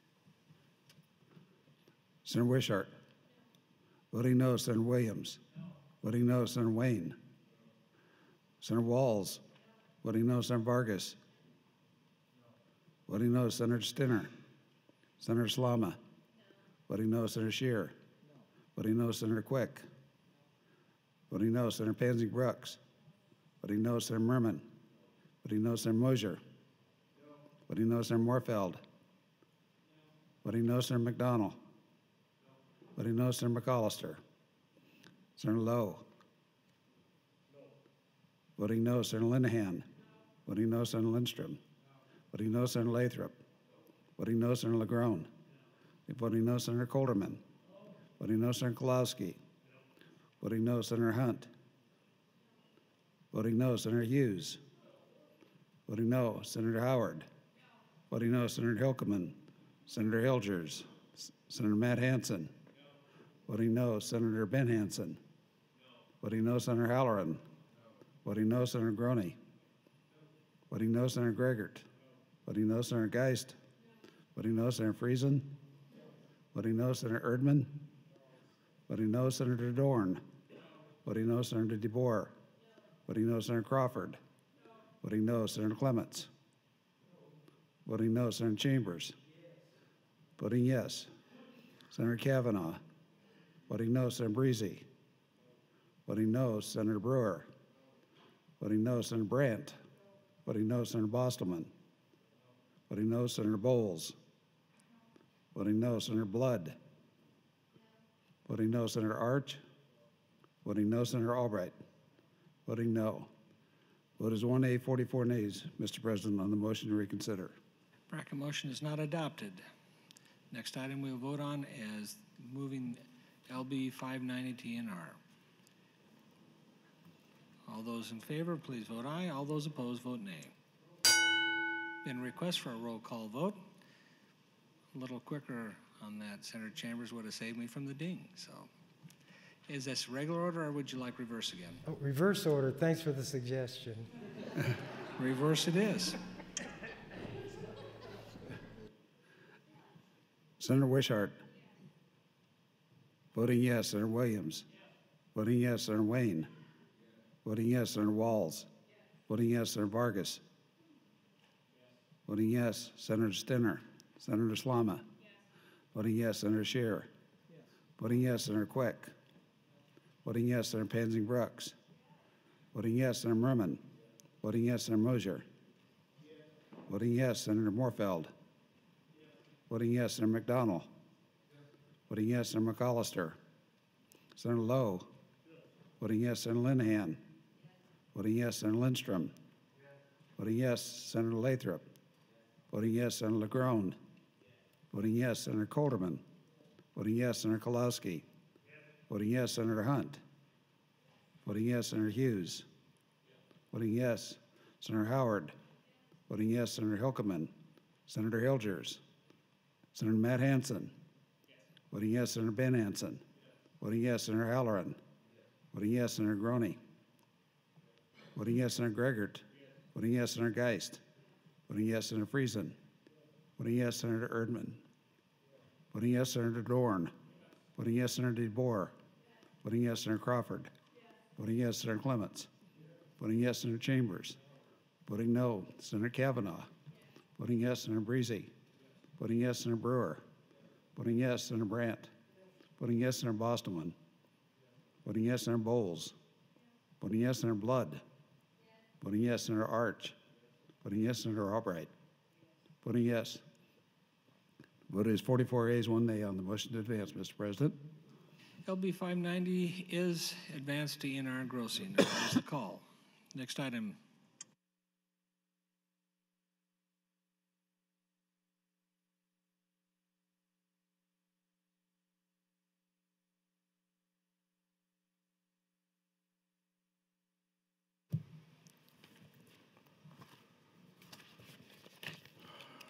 Mr. President, with respect to 217, there are E&R amendments, first of all. Senator Slama for a motion. Mr. President, I move that the ENR amendments to LB 217 be adopted. Colleagues, you've heard the motion. All those in favor, please say aye. All those opposed, say nay. ENR amendments are adopted. Mr. President, Senator Hansen, I have AM 946 with a note you wish to withdraw. Is that right? Thank you. Without objection, so then. Senator Hansen, 1168, a similar note to withdraw. Correct. Without objection, so withdrawn. Senator Hansen would move to amend with AM 1184, Mr. President. Senator Hansen, you're welcome to open on AM 1184. Thank you, Mr. President, and good afternoon, colleagues. Members, I have AM 1184, which addresses concerns brought to myself and Senator Pansing Brooks following general file debate. Senator Pansing Brooks organized a meeting of stakeholders, including the NEOC and several senators, and this AM is the eventual product of those meetings. I'm appreciative of Senator Pansing Brooks and her work and her willingness to be collaborative. I'll summarize real quickly what AM 1184 does. First, it makes changes throughout the bill from the term compensation to wages, benefits, or other compensation. This helps clarify what is meant to be covered by LB 217. The main provisions of the new amendment are a new subsection 2, subsections A through F. These are a series of clarifying changes. The amendment states in subsection 2A that the bill does not create an obligation for any employer or employee to disclose any information about compensation. In 2B, the amendment does not permit an employee, unless they have written consent of the employer, to disclose any proprietary information, trade secret, information or other information subject to legal privilege or protected by law. In 2C, it does not permit an employee to discuss information about compensation of other employees to a competitor of the employer. In 2D, it clarifies that this language does not apply to employers that are already exempt from the Nebraska Fair Employment Practices Act, of which this subsection is a part of. In 2E, the amendment clarifies that an employee is not prohibited from discussing compensation during work hours. And in 2F, nothing will prevent an employee from disseminating information, nothing will permit, an employee from disseminating information to the general public, and provides a definition of that term. Finally, there were concerns that LB 217, as written, would empower existing employment contracts. New subsection 3 adds language that this legislation shall not impair or affect any obligation of any contract existence prior to the effective date of this act. Employment in Nebraska is commonly at will. However, employment contracts do exist, and this provision would not impair those contracts existing prior to this legislation. I think this is a good compromise and urge your adoption of AM 1184 and the advancement of LB 217. And with that, I would yield the remainder of my time to Senator Pansing Brooks for further discussion of this compromise. 740. Okay, thank you, Mr. President. Thank you, Senator Hansen, for your intense work on this bill. Also, I want to thank Senators LaGrone and Senator Hilgers for some good clarifying suggestions, and also we've had work with the NEOC, the Women's Fund, the NFIB, the State Chamber, and the grocers. Again, we have another kumbaya moment from perspectives of all sides. Amendments aren't exactly what every senator wants to do to their bill, but we've made some improvements and some other things that I can accept, and we've made sure that we've added to the bill that all federal and state laws will be complied with, including the Fair Labor Standards Act, the Nebraska Fair Employment Practices Act, and the Nebraska Fair Labor, the NLRA, the Nebraska Labor Relations Act. So I have a couple questions to get on the record, and I wanted to ask Senator LaGrone a couple things, if I could, please. Senator LaGrone, would you please yield? Yes. Thank you for being willing to help clarify what we're doing in this amendment. First off, we have decided to add in information defining proprietary information, and the reason we did that, and we defined proprietary information and said it does not include information regarding employee wages, benefits, or other compensation. We did that to make sure that no employer could come on and say, oh, well, that's proprietary because it's our information about wages. Is that correct? Correct, yes. So we were talking more about things like proprietary information, like business information and assets and things like that. Exactly. Information would give business a competitive advantage, that sort of thing, not including wages, correct? Yes, thank you. And then in Section 2C, we clarified that it protects communications of one's own information and not that of another, because that's basically hearsay, so that makes sense. In Section 2D, we clarified working hours, and I'd like you to say that, is it your understanding that working hours does not include lunch or any kind of coffee breaks, like an employee-sanctioned break? Right. As written, it would depend on how it was defined in the existing workplace policies or in the contractual provision, but yes, that is our understanding. So we're talking about working hours, but if there's a defined time where somebody gets lunch or something like that, even if they're at the place of business, they can still talk about that. Correct. Okay, thank you. And then we used some words, we used the phrase general public because it was a little bit difficult to exactly say what we wanted to say. We didn't want the information released in a way to distribute to an extremely large public audience. And we also didn't, pursuant to our communications with the NEOC, we wanted to make sure that there was no intent to destroy credibility of a company, but that's already a standard in law. So, but I want to make sure that you agreed with that as well. Absolutely. So it essentially, as you said, prevents the wide dissemination of this information to the general public, but it also ensures that the employee can still disclose it to people that they would logically and reasonably need to disclose that information to. Exactly. So under that part, we did look at case law and determined that pursuant to some Supreme Court law, it includes that an employee may disclose the information to public officials, judicial officers, legislators, trade associations, and other, quote, reasonable third parties for the employee's mutual aid or protection. So would you agree that that would include a spouse or friends or the employee's attorney or their accountant? Yes. Okay, I agree too.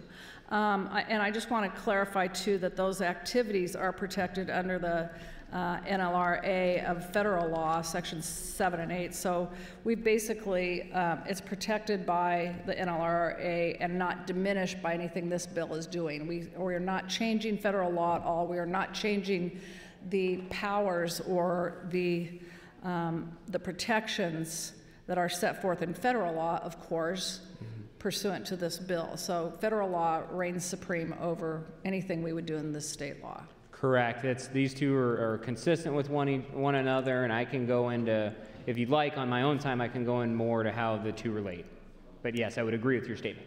Okay. So, colleagues, additions are not always perfect to any bill, but I believe the art of compromise means that perfection can't be the enemy of good. And so I think we are moving the needle in Nebraska. I have a number of groups who believe that is so.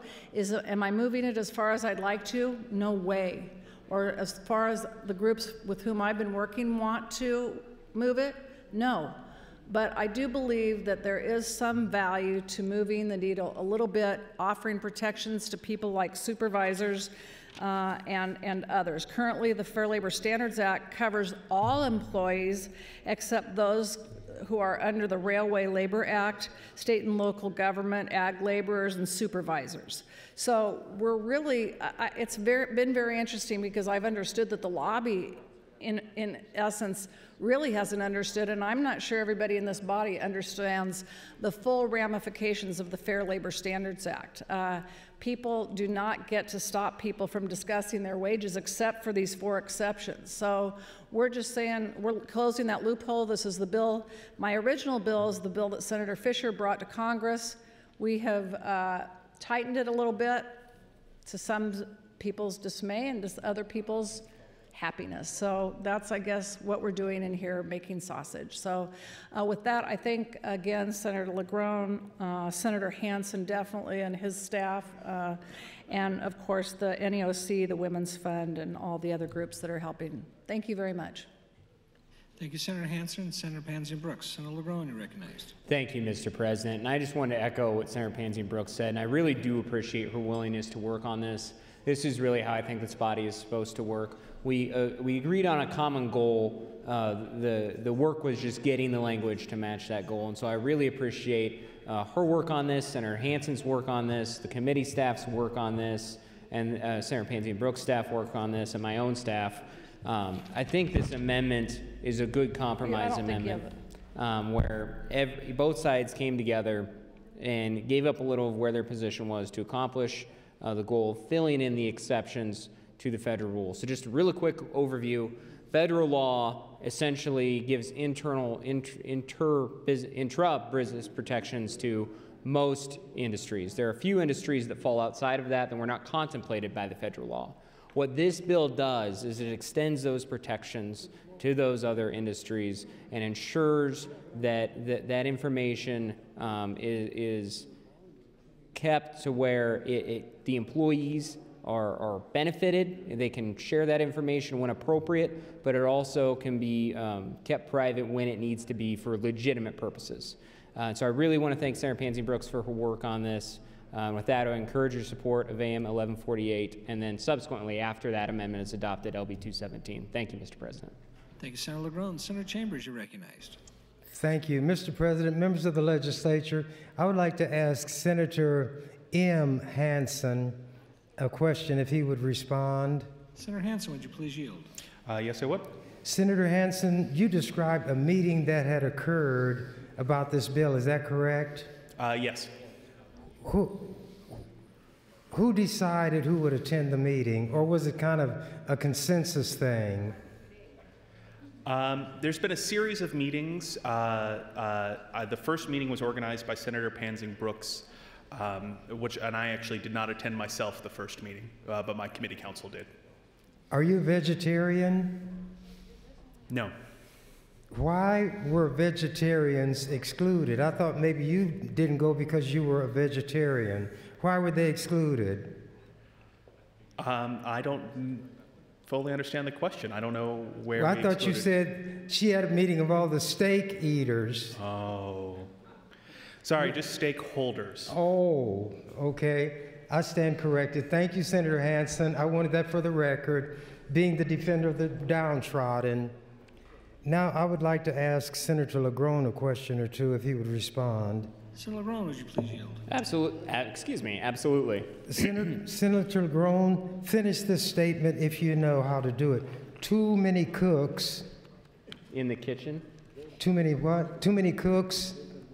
I don't know the phrase, Senator. I apologize. Oh, spoil the broth, apparently, is what I'm being told by my colleagues. Yes, too many cooks spoil the broth. Would you mention all those people again that you said who participated, the various staffs and the various individuals?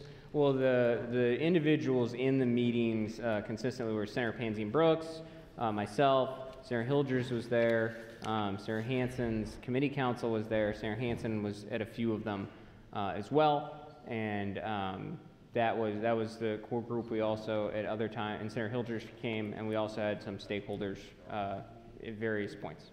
For the record, are you an attorney? Yes. Is Senator Hilgers an attorney? Yes. Were there any other attorneys present? Senator Hansen and his committee council. It would seem that with all of this legal assistance, this bill would be in the shape it should be in. And I'm going to show you all what happens when I read the bill. When I read the bill, I got a copy of the amendment not too long ago. And Senator LaGrone, would you turn to page 1? Yes. Nothing, starting in line 8. Okay. Nothing in this subsection or subdivision, and it gives them, of this section shall be contrary to applicable state or federal law. Is the U.S. Constitution a part of federal law, in your opinion? Yes. Then would you turn to page 2 of the amendment? Yes. Beginning in line 6. Not to be construed as to, and then would you finish? Impair or affect the obligation of any lawful contract in existence prior to the effective date of this act. Stop after contract. Are you familiar with the United States Constitution? Generally, as to a specific provision, I might need to refresh, but yes, generally. Have you read the whole United States Constitution at some point? Yes. But you wouldn't necessarily know what's in a provision if I just gave the cite to that provision. Correct. If I said Article 1, Section 10, you wouldn't necessarily be aware of what that says. No. Why would you put something in a bill that simply restates what's in the U.S. Constitution? So this was at my suggestion. I can speak to how this specific provision was developed. This was my suggestion after the first round of debate, because if you remember, there was a very good bill that Senator Blood had last year that dealt with contracts for service members, and Senator Shoemaker pointed out that that bill may have invalidated some contracts, and so it was an impairment of contract, which is unconstitutional under the Constitution, as you're well aware. And so this reminded me of that, and that was put in there to ensure that we were not going to bring down the bill by unconstitutionally impairing any contracts. Thank you. Members of the legislature, you all think I'm picking nits when I offer changes. Time, a Senator. nit is a baby. Time, Senator. Thank you, Senator Chambers and Senator LaGrone. Senator Chambers, you're recognized. Let's pick up where I left off. a nit is a baby louse. And that's why the very small ends of the comb will have teeth that are very close together. And if somebody is a nitpicker, it means they are picky when it comes to little bitty things. But I think the language of statutes is important. And we do not need to restate what's in the U.S. Constitution. Article 1, Section 10 says no legislature shall enact any law that impairs the obligation of contracts. Whether you put that in this statute or not, the U.S. Constitution is supreme. The U.S. Constitution, treaties, federal laws enacted pursuant to these treaties or the Constitution comprise the supreme law of the land. So you can eliminate that language about impairment. If the contract is not lawful, this language will not save it, and you don't need it. An unlawful contract is not enforceable anywhere under any circumstances. If it's not unlawful, no statute can impair it. You could write specifically that certain contracts are impaired, but that would go against the U.S. Constitution. There could be certain types of things which federal law might say would not be binding even if it's in an agreement that somebody signed. For example, a non-disclosure agreement may not be legal. But this language is not necessary. You can leave it there if you want to, but you shouldn't want me to read your bills. And there are other things that I see. But all these people got together, all the stakeholders. You know what a stakeholder is? A stakeholder is what it is depending on how you view it. To me, a stakeholder is the one who takes a pointed piece of wood and holds it above the heart of Dracula while somebody else with a mallet drives it through Dracula's heart. That's what a stakeholder is. But I think that's probably not what Senator Hansen had in mind when he mentioned it was a meeting of stakeholders. Now, they might have a meeting of stakeholders if I were going to be there and they were going to do to me what they would want to do to Dracula. But then you'd have to have some hold downers before the stakeholders could do whatever it is they came to do. I'm curious to see what they do about this language. It's unnecessary, in my opinion. It's like saying any law enacted by the legislature must comport with the requirements of the U.S. Constitution. That is a given. You can put it in if you want to, but it's a redundancy and it's unnecessary. So you all should pray to whatever God you believe in, whatever God you pretend to serve, whatever God you ever blaspheme against when you don't serve him, her, they, or it by your conduct. But pray to that God anyway that I won't read your bills. I'm tired of doing work for which I don't even get the minimum wage, and that's being the legislative garbage man. I'm tired of it. I'm 82 years old. What do I look like being a garbage man at 82 years old? I have a degree from a Jesuit university. A Jesuit university. Not only am I not Catholic, I'm not religious, and I graduated from a Catholic university. And then I graduated from a law school. They kept me out for over a decade. But finally, justice, although slow, was served. The wheels or the mills of the gods grind exceedingly slow, but they grind exceeding fine. So I also have a law degree. And here I am, fulfilling the role of a humble garbage man. time, Senator. Was that my third time? That was your second time. And indeed, this would be your third time at the mic, Senator Chambers. Thank you. Mr. President, I can't let a bill go by without saying something. And it looked to me like they may have been having a meeting of the stakeholders, trying to figure out how to get me in a position where somebody could hold that stake over me, and then somebody else would get a mallet and drive it home. But the mistake they would make when it comes to me is that there's no heart through which the stake can pass. So they'd be frustrated. But with all of that, why can't all of us read these bills? Because not all of us care. And I'm going to continue to offer my amendment that Mr. Foley ruled out of order.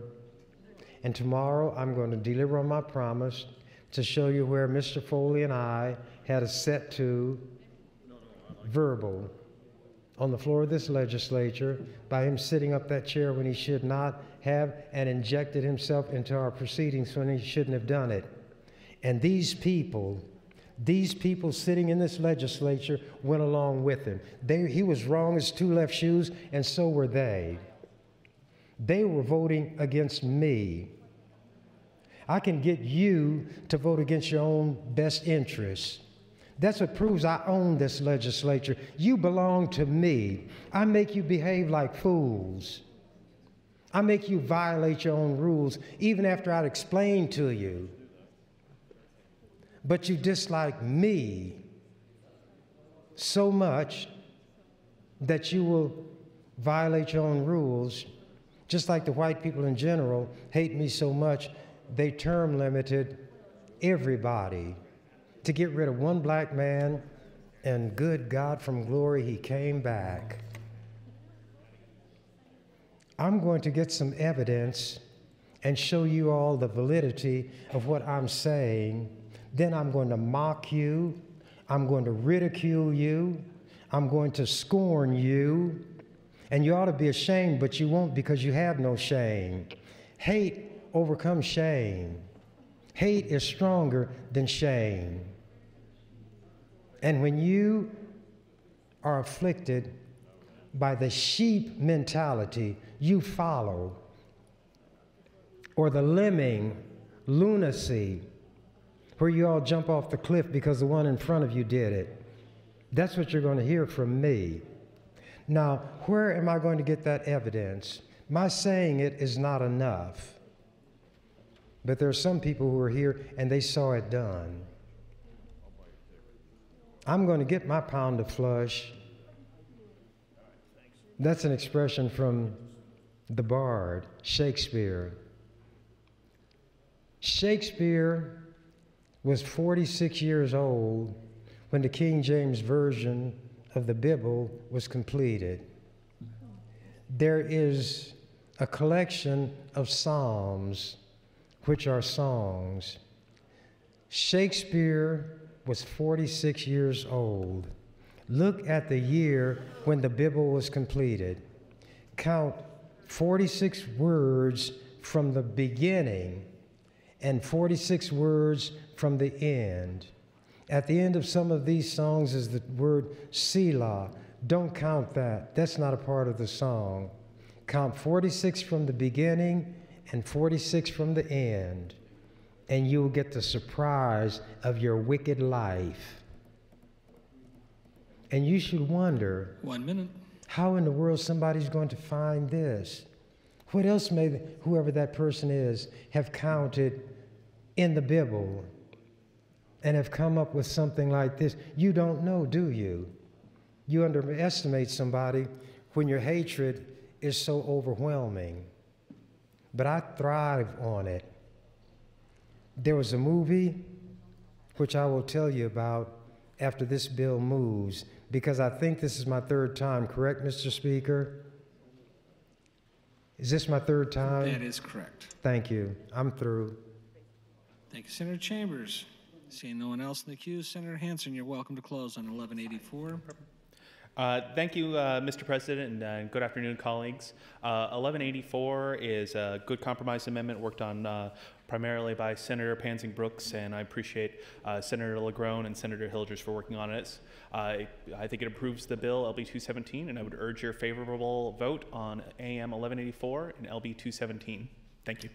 Thank you, Senator Hansen. The question before us is adoption of AM 1184. All those in favor, please vote aye. All those opposed, vote nay.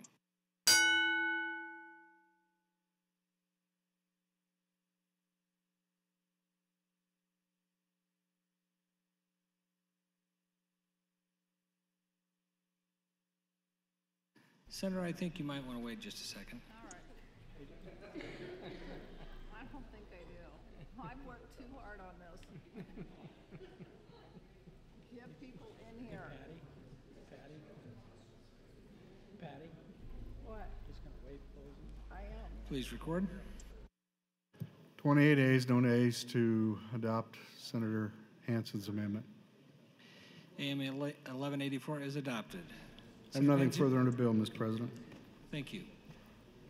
Senator Salama for motion.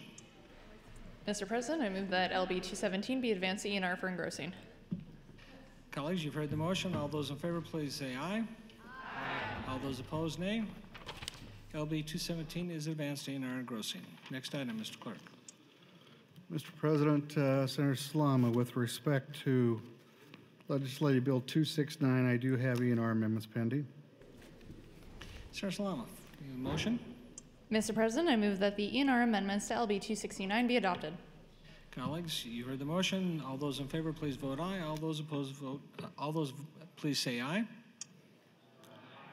All those opposed, say nay. ENR enrollment amendments are adopted. Mr. President, Senator Wayne had filed AMs 1100, 1101, 1102, 1103, 1104. I had a note from him that he wishes to withdraw. Is that correct, Senator Wayne? Yes. Without objection, so ordered. I have nothing further on the bill, Mr. President. Senator Salama for a motion. Mr. President, I move that LB 269 be advanced to ENR for engrossing. Colleagues, you've heard the motion. All those in favor, please vote aye. All those in favor, please say aye. Getting ahead of myself here. All those opposed, say nay. LB 269 is advanced to ENR engrossing. Next item. Legislative Bill 270, Senator. I have ENR amendments pending. Senator Salama. Mr. President, I move that the ENR amendments to LB 270 be adopted. Colleagues, you've heard the motion. All those in favor, please say aye. All those opposed, say nay. The ENR enrollment amendments are adopted. Senator Wayne, I have floor amendment 37, Senator. Senator Wayne, you're welcome to open. Thank you. Colleagues, I appreciate Senator Chambers for taking time yesterday evening and today to allow me to go back and strategize my intentions going forward. My intentions going forward are to, like I said yesterday in my last remarks, it's time for us to, obviously we kind of fell apart a little bit. I think that's a good thing to happen now, earlier in the session, even though it's halfway through. Then too, when we start talking about some bigger issues that some of you guys all feel.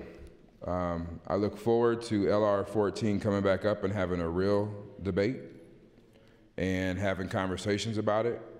But in no way am I backing down from what I believe is needed for my community and what my community is demanding of me at this time. But I have, through no influence but myself, Senator Chambers, decided that it was fun to go. I had the feeling of playing basketball in college again, so it's no problem getting back to that level and going 3 hours and 3 hours and maybe longer. I just hope we don't have to get there anymore. I hope that the lessons we've learned through whether it's miscommunication or intentional deceit stops and has stopped, and that we can continue to work towards some bigger goals and better goals for all communities. But I think it's important, whether it's today, tomorrow, or the 90th day, to try to empathize. That isn't sympathy, that's empathy. And what I mean by that is to step in other people's shoes to understand the historical context of how they are viewing things and how some communities feel left behind, how some communities feel intentionally discriminated and pushed down by our government, and that there's a historical context that we all are not starting off on an even foot. That some parts of America and some parts of Nebraska has an advantage over others.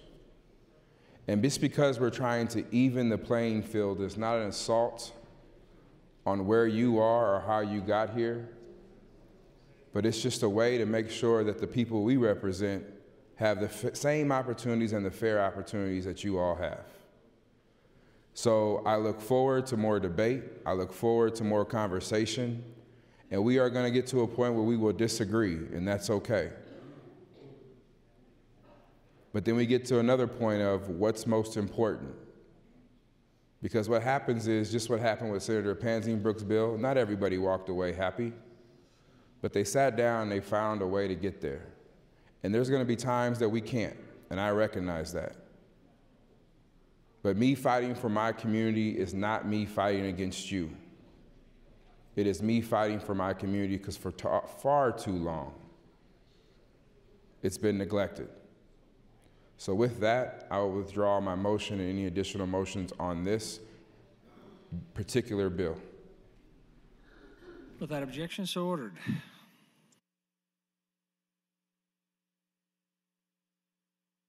Mr. President, with the withdrawal of those motions and amendments, Senator Slama, I have nothing further pending to the bill. Senator Slama for motion. Mr. President, I move that LB 270 be advanced to ENR for engrossing. Colleagues, you've heard the motion. All those in favor, please say aye. All those opposed, say nay. LB 270 is advanced to ENR engrossing. Next item, Mr. Clerk.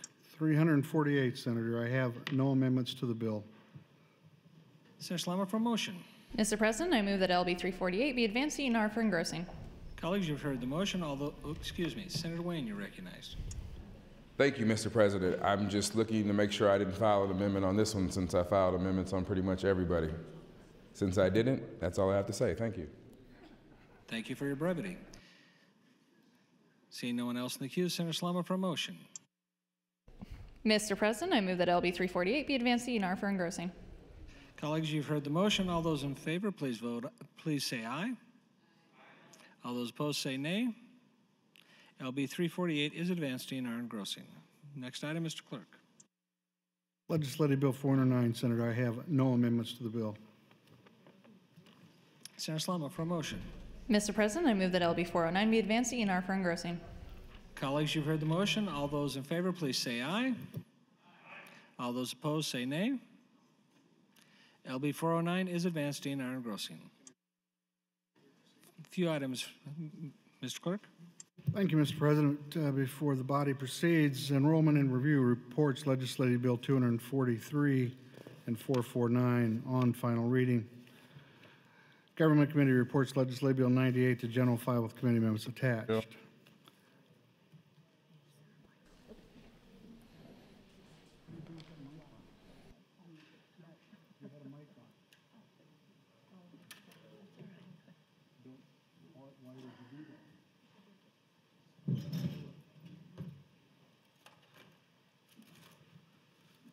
And new resolution LR 77 offered by Senator Slama that will be laid over, Mr. President. That's all that I have. Thank you, Mr. Clerk. Next item.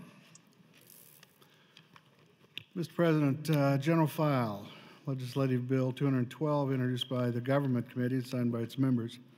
This bill for enacting the Open Meetings Act. It changes provisions relating to video conferences and telephone conferencing. Introduced on January 11 of this year, at that time referred to the Government Committee. The bill was advanced to general file. I do have committee amendments pending, Mr. President. Thank you, Mr. Clerk. Senator Brewer, as chairman of the Government Committee, you're welcome to open on LB 212. Thank you, Mr. President. LB 212 is a Government Committee bill that makes changes to the Open Meetings Act These changes apply only to certain government entities. First will be the electrical and natural gas wholesalers under the Interlocal Agreement Act. Second will be organizations created under the Municipal Cooperative Financing Act. 3 will be risk management pools. This bill does 3 things to the public meeting requirements for these bodies. Keep in mind that all these changes have to do with meetings conducted by telephone or video.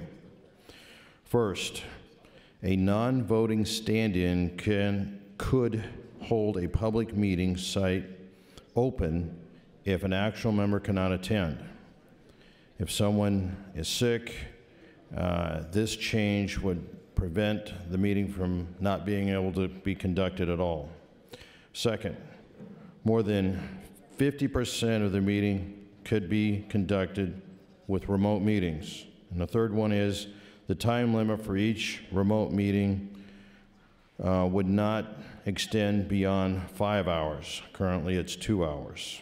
This bill makes it easier for the government bodies to do their work that they're assigned and provides transparency for these public meetings. LB 212 was heard on February 6th before the Government Committee and came out of committee with no opposition. It did come out with a committee amendment, AM 380. AM 380 adds on 2 other bills on this public transparency and open meetings portion. First is Senator LeGron's LB 191, which deals with bonding, and the second is Senator Dorn's LB 239, which deals with the notice requirements in the County Budget Act. I will let both of them explain the details of their bills. I would encourage you to adopt a committee amendment of AM 380 and vote green on LB 212. Thank you, Mr. President. Thank you, Senator Brewer. As the clerk had noticed, there is a committee amendment to the bill. Senator Brewer, you're welcome to open on that.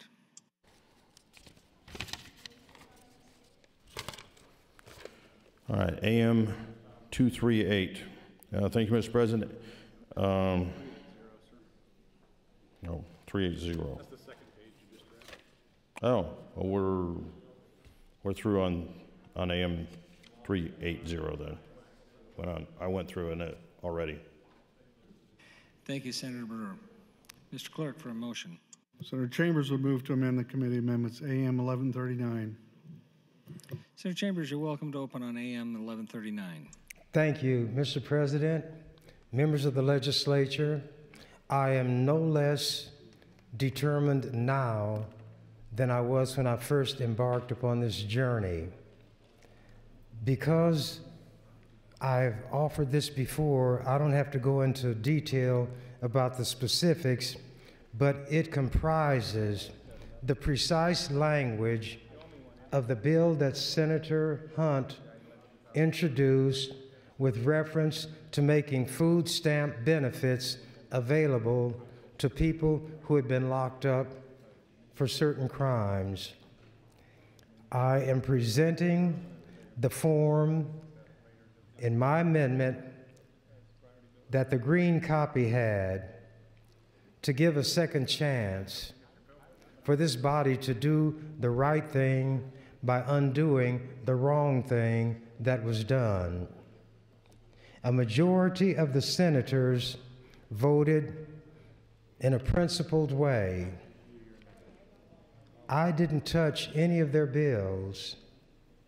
I have no intention to touch any of them from the standpoint of trying to delay. That last bill, I had some things to say because I genuinely disagreed with putting language into it that was not needed. But people get so desperate and so worried that they will offer what is a bad bill. But because it has moved, I may offer an amendment when it gets to us on select file to strike redundant language, unless somebody can explain to me how the legislature can enact a bill into law that violates a specific provision of the U.S. Constitution. The Constitution means something. It means something to you all. It means something to me for a different reason. I use it as a stick or a club to try to persuade you to do the right thing toward all people. Let this be, in fact, the land of the free and the home of the brave, and a place where there is liberty and justice for all. Justice can be an abstract concept, meaning that in a philosophical or moral sense even, a person gets that to which he or she is due. In a legal sense, it means granting to people what they are due under the law. And the law doesn't deal with moral right and wrong. It deals with orders, dictates, fiats. You'll do this or suffer the consequences. What I am offering here goes to a principle that is very deep with me. When there are people who, because of having made bad choices, need a hand up and not to be beaten down, those are the people that I try to help, and I will always try to help them, no matter how many times this body rebuffs me. But I'm going to put you in a position where you're going to have to vote again and again against a process that is a part of the legislative process. But when a black man does it, then it's different. It doesn't apply. And that's the way so much of your Constitution is, and that's why I refer to that flag as a rag. It doesn't apply to me. Your legislative rules don't even apply where I'm involved. Or you think that I'm a liar. But I know what has happened on the floor of this legislature, and I know the rulings that have been made. And I know that a person can be in that chair and rule arbitrarily, as Lieutenant Governor Foley has done, sitting up there on bills that he should not have, carrying out the governor's will. The governor does not like this SNAP bill. That's why I called some of you all out there and cracked the whip over you. Why do you think Foley was sitting up there today? He hasn't been coming around here with us. Didn't you hear me specifically welcome him back? Why did he come today? He has to carry out the governor's will because he's a bootlicker for the governor too. And you all say, well, Ernie, if you wouldn't say those things, we would do the right thing. You ought to do the right things in spite of what I say. But to spite me, you're going to do the wrong thing. And you're going to defile your own rules. That's why I say I own you. I make you do that which, according to your rules, you ought not do. And whenever I can affect you that much, I own you. And I'm going to rub that in. And you can do again now what had been done before. We have a different person in the chair.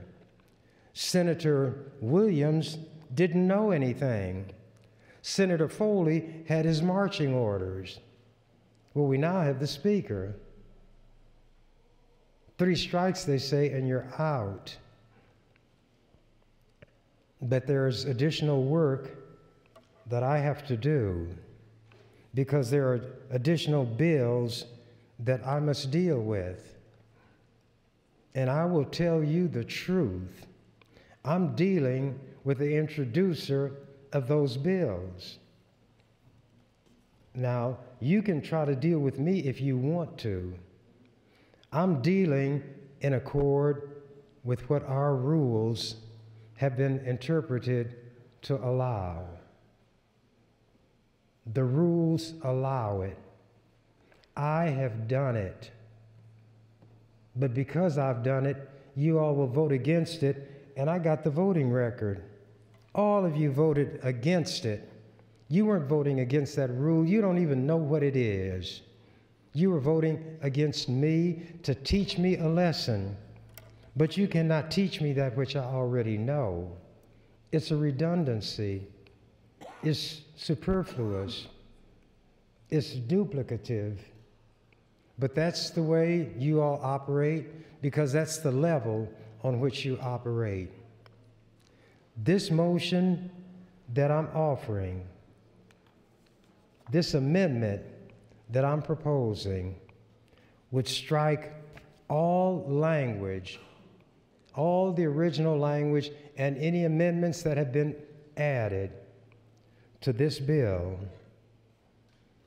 And this language that I'm offering would then replace everything in that bill. And that's what this is about, strictly speaking. But it's about something else, and we all know what that something else is. And every one of you has been swayed to do the wrong thing, because I freed you by saying you don't have to vote for anything that I bring up, and you don't. Stay with your friends. Stay with those who betrayed you. Stay with those who made you do extra work. There's nothing on this floor that means so much to me that I will let myself be done that way because of what it would make me become.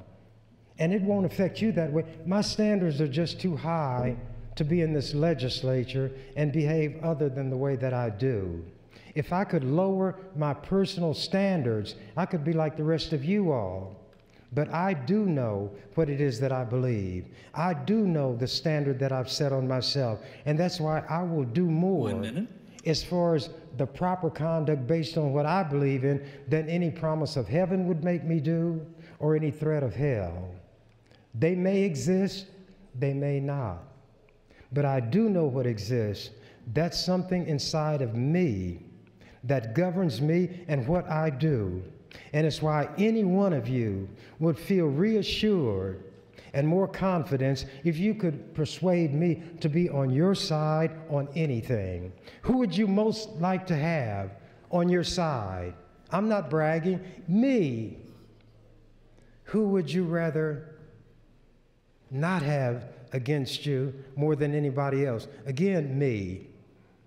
You know it, and I know it. And the difference between us is that I will say it, but it doesn't make me prideful.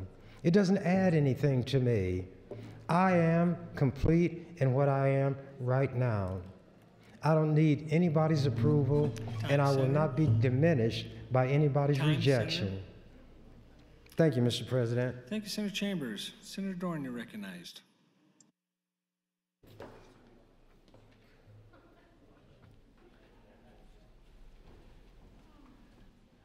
Thank you, Mr. President. The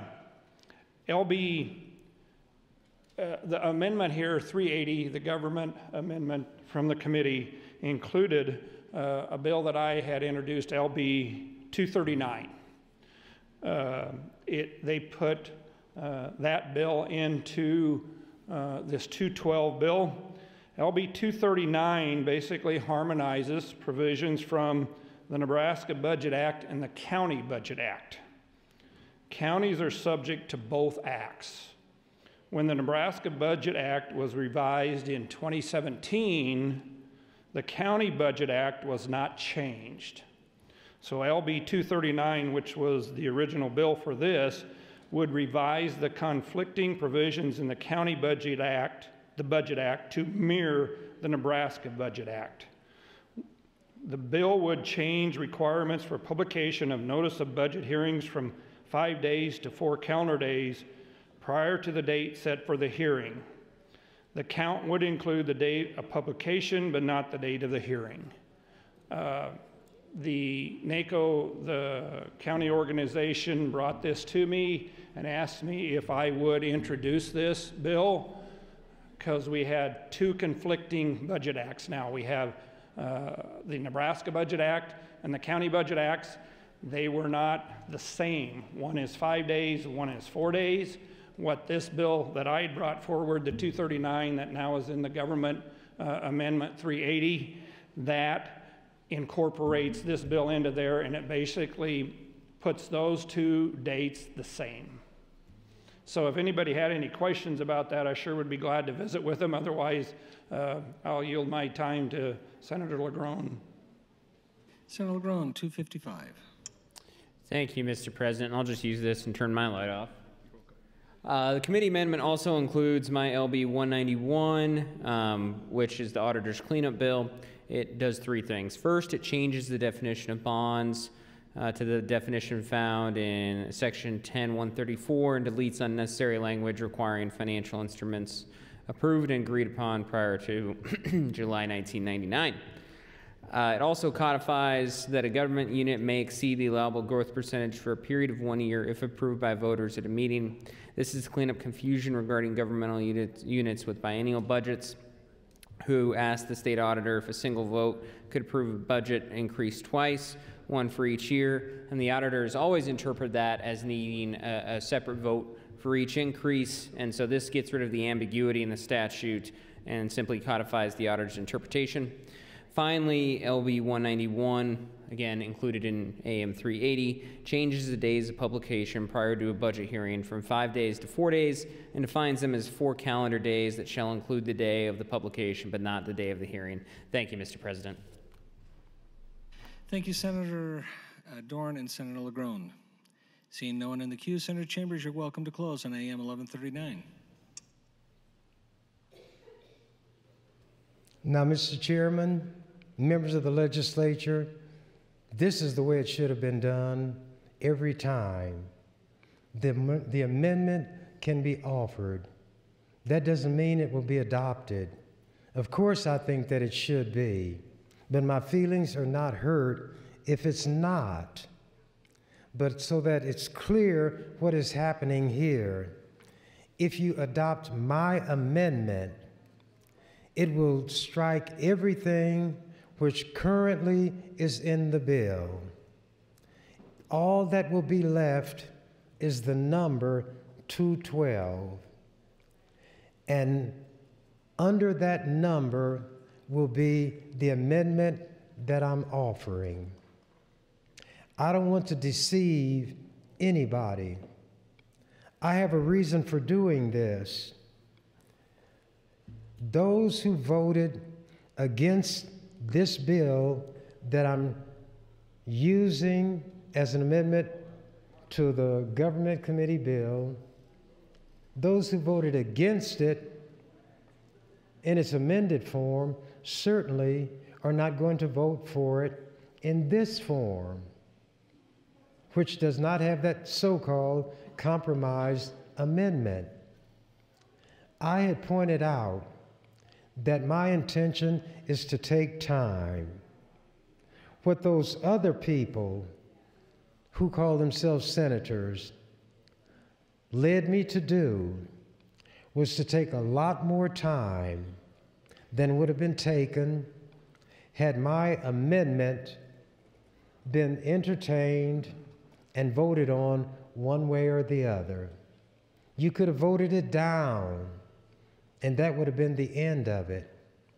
But Senator Slama got all the old men over there bedazzled and made fools out of all of them, and they made fools out of themselves. They don't listen to me. You ought to listen to somebody who's been here and who knows something. Tried to explain something to you and tell you a way out of what it seemed like you were going into. But you couldn't hear. You refused to listen. Then all these other dumbbell senators went along with you, and that's why you wound up not getting as much done today as you could have. You should have done what Senator,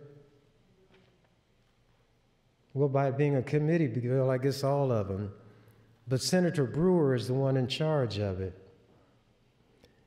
If you're in the military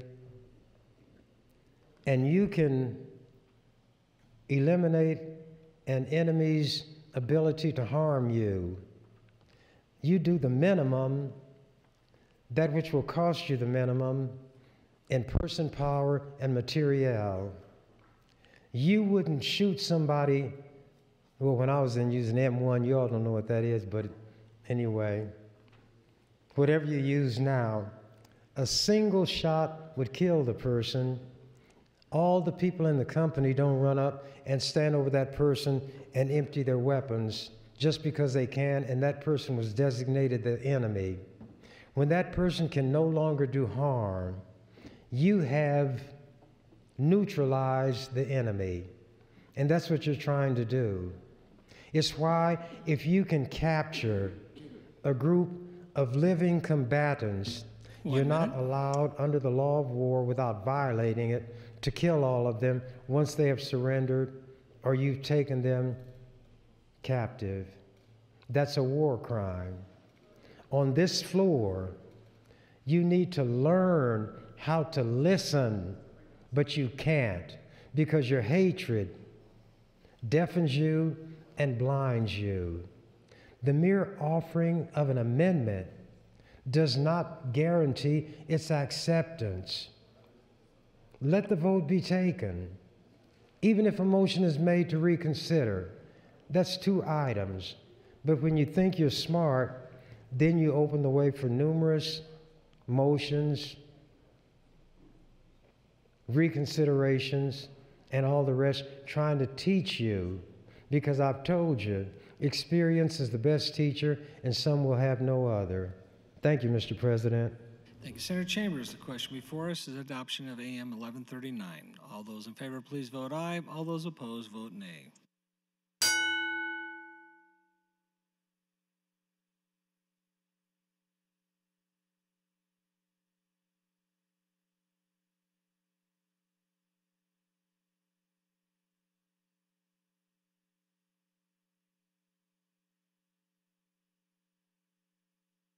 Have all those voted that wish to?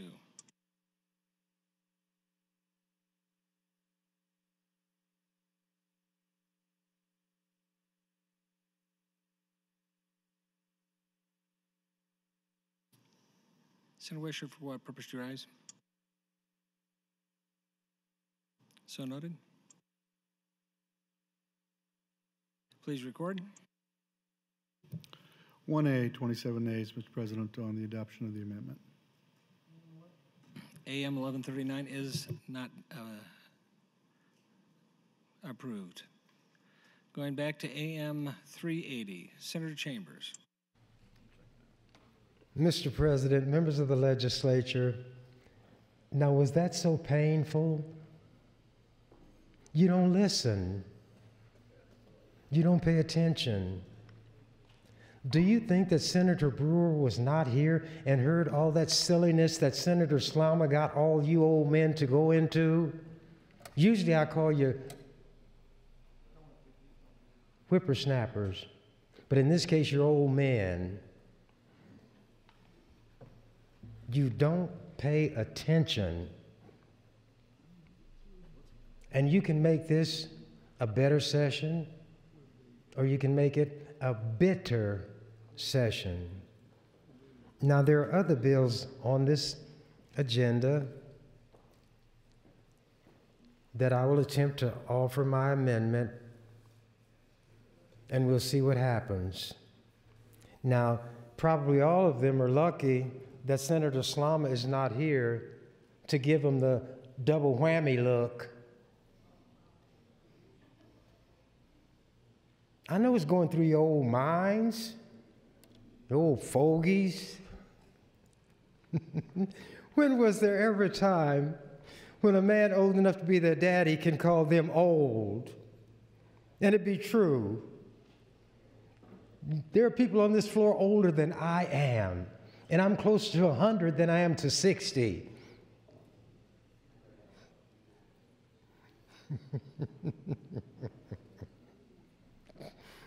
This is their doing. And when they do it, they're going to get it. And there are other bills that I'm going to do this with. Senator Williams didn't know anything. Senator Foley had an agenda. the speaker knows something and wants to facilitate the movement of the body.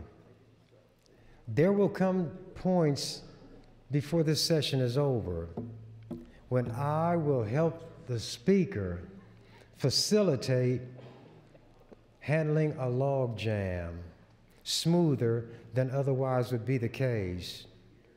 Whether you know it or not, whether you can understand it or not, I do care about the legislature as an institution. More, I will say, than anybody else on this floor, maybe more than anybody who's ever been here. You don't recognize the power that this legislature has. And if it would be exercised in the proper way, you would develop what could be called a certain degree of majesty. It would then be the majesty and power of the legislature, because it is going to use that power in the right way to benefit those who need what a government should offer those who cannot help themselves. And some people, through their own fault, fall into bad situations. But if it's a family member, we show understanding. If it's somebody we feel that affection that's termed love, we make a lot of excuses and do a lot of forgiving. If we could learn how to look at everybody who is unfortunate in that manner, if they've done wrong and violated the law, there's a price they have to pay, but after that price has been paid, get your foot off of them. Let them rejoin the human family. Give them a chance to redeem themselves and make atonement. But some want to keep them down and make sure they don't arise, don't have a chance, but if it was their family member, they would think and feel differently. That's why I'm better than any Christian, because I know how I would want myself to be treated. I know how I would want those who mean something to me to be treated. And that makes it very easy for me to put myself in the position of somebody who cares about that one who is down and out, and is trying to help that one who is down and out by lending a hand and not calling it a handout. And say, walk when you don't have feet. Run when you're paralyzed from the waist down. Wrap somebody in chains and throw them out of the boat and say, take heed lest you sink. And that is what Christianity is about. I'd rather be a son of perdition if that's what I am. Senator.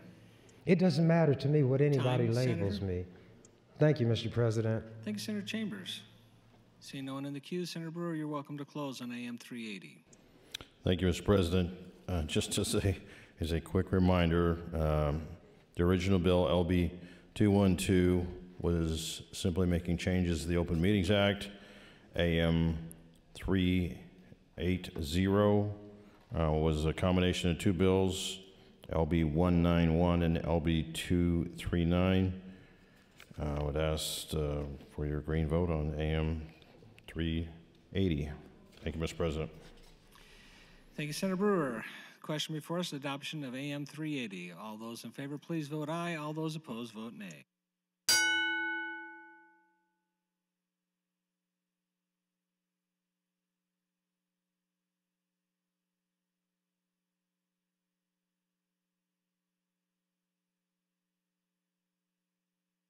Have we all voted that wish to?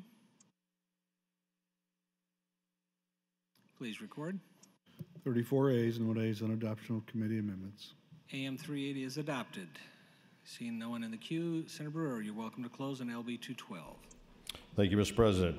Again, LB 212 is a government bill. It simply pertains to changing the Open Meetings Act with the amount of time that the meeting can have and whether or not you can have a stand-in for that meeting. So with that said, thank you, Mr. President. Thank you, Senator Brewer. The question before us, advancing LB 212, DNR initial. All those in favor, please vote aye. All those opposed, vote nay.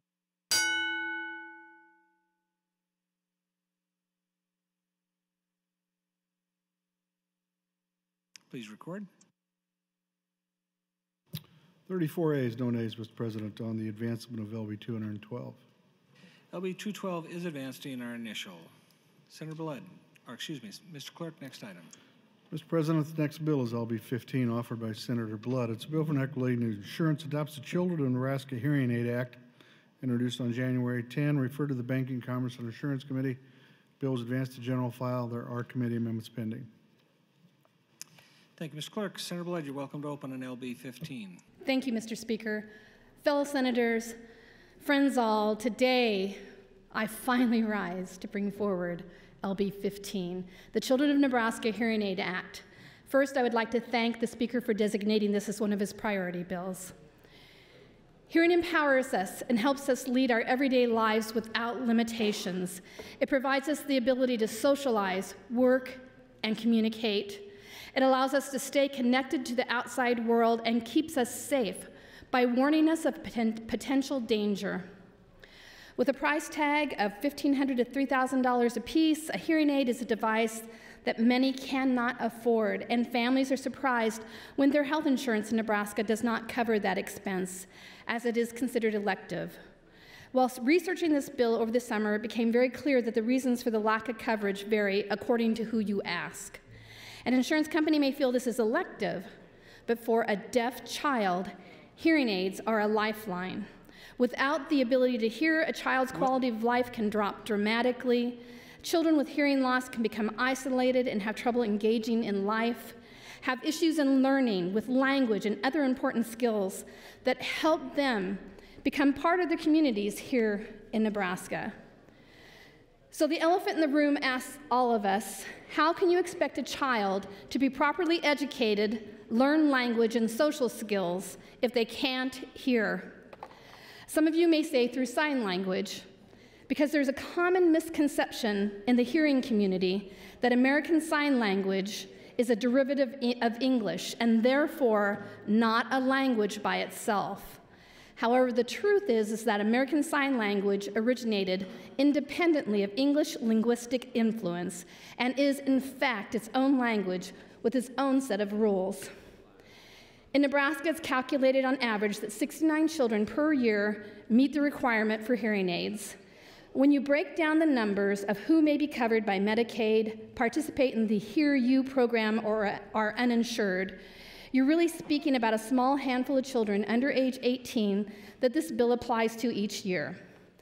LB 15 is asking that Nebraska health insurance companies take on the cost of these devices with specific exemptions for small businesses.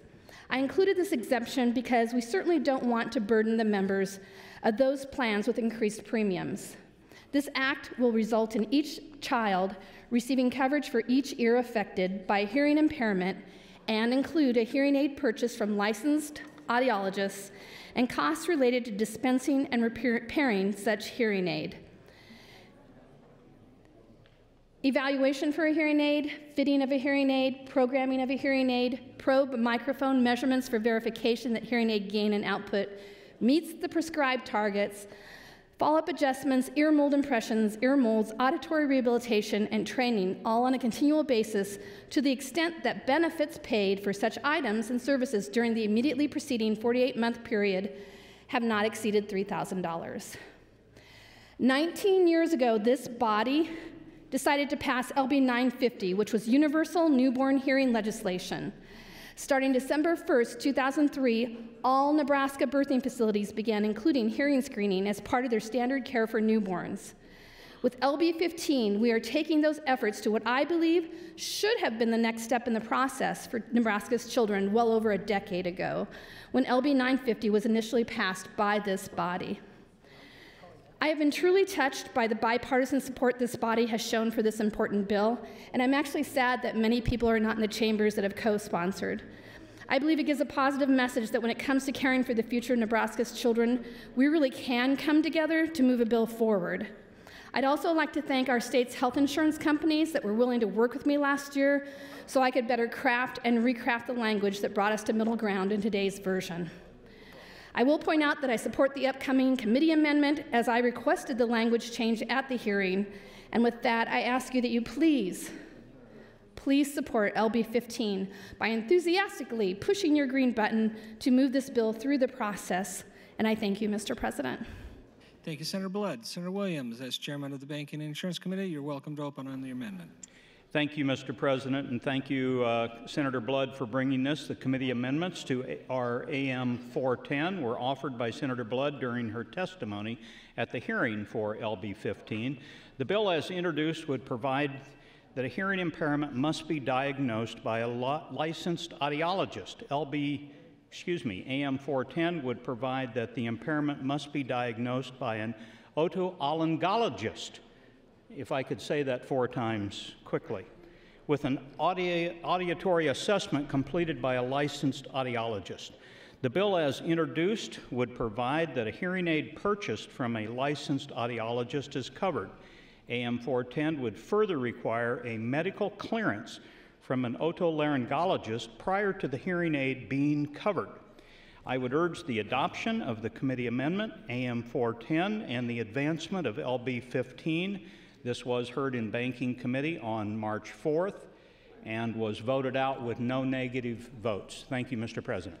Thank you, Senator Williams. The question before us is adoption of AM 410. All those in favor, please vote aye. All those opposed, vote nay.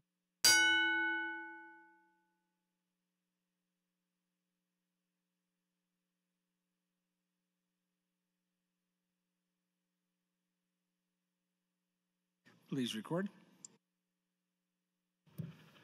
39 ayes, no nays on the adoption of committee amendments. AM 410 is adopted. Seeing no one in the queue, Senator Blood, you're welcome to close on LB 15. Thank you, Mr. Speaker. I would like to personally thank Senator Williams for practicing otolaryngology, because I know that was a hard one for you. And a lot of you know that when the Speaker, it's been a long week, made it this his priority bill, that I cried like I'm doing right now. This bill is going to help children that are in your districts, children that we know. There's not a lot of legislation that we know will actually touch someone's life. And for some of you that know me well, know I was deaf as a child. So this is very close to my heart, and I thank you for your vote. And I'm sorry I cried on the mic. Thank you, Senator Blood. The question before us is adoption of LB 15 to ENR initial. All those in favor, please vote aye. All those opposed, vote nay.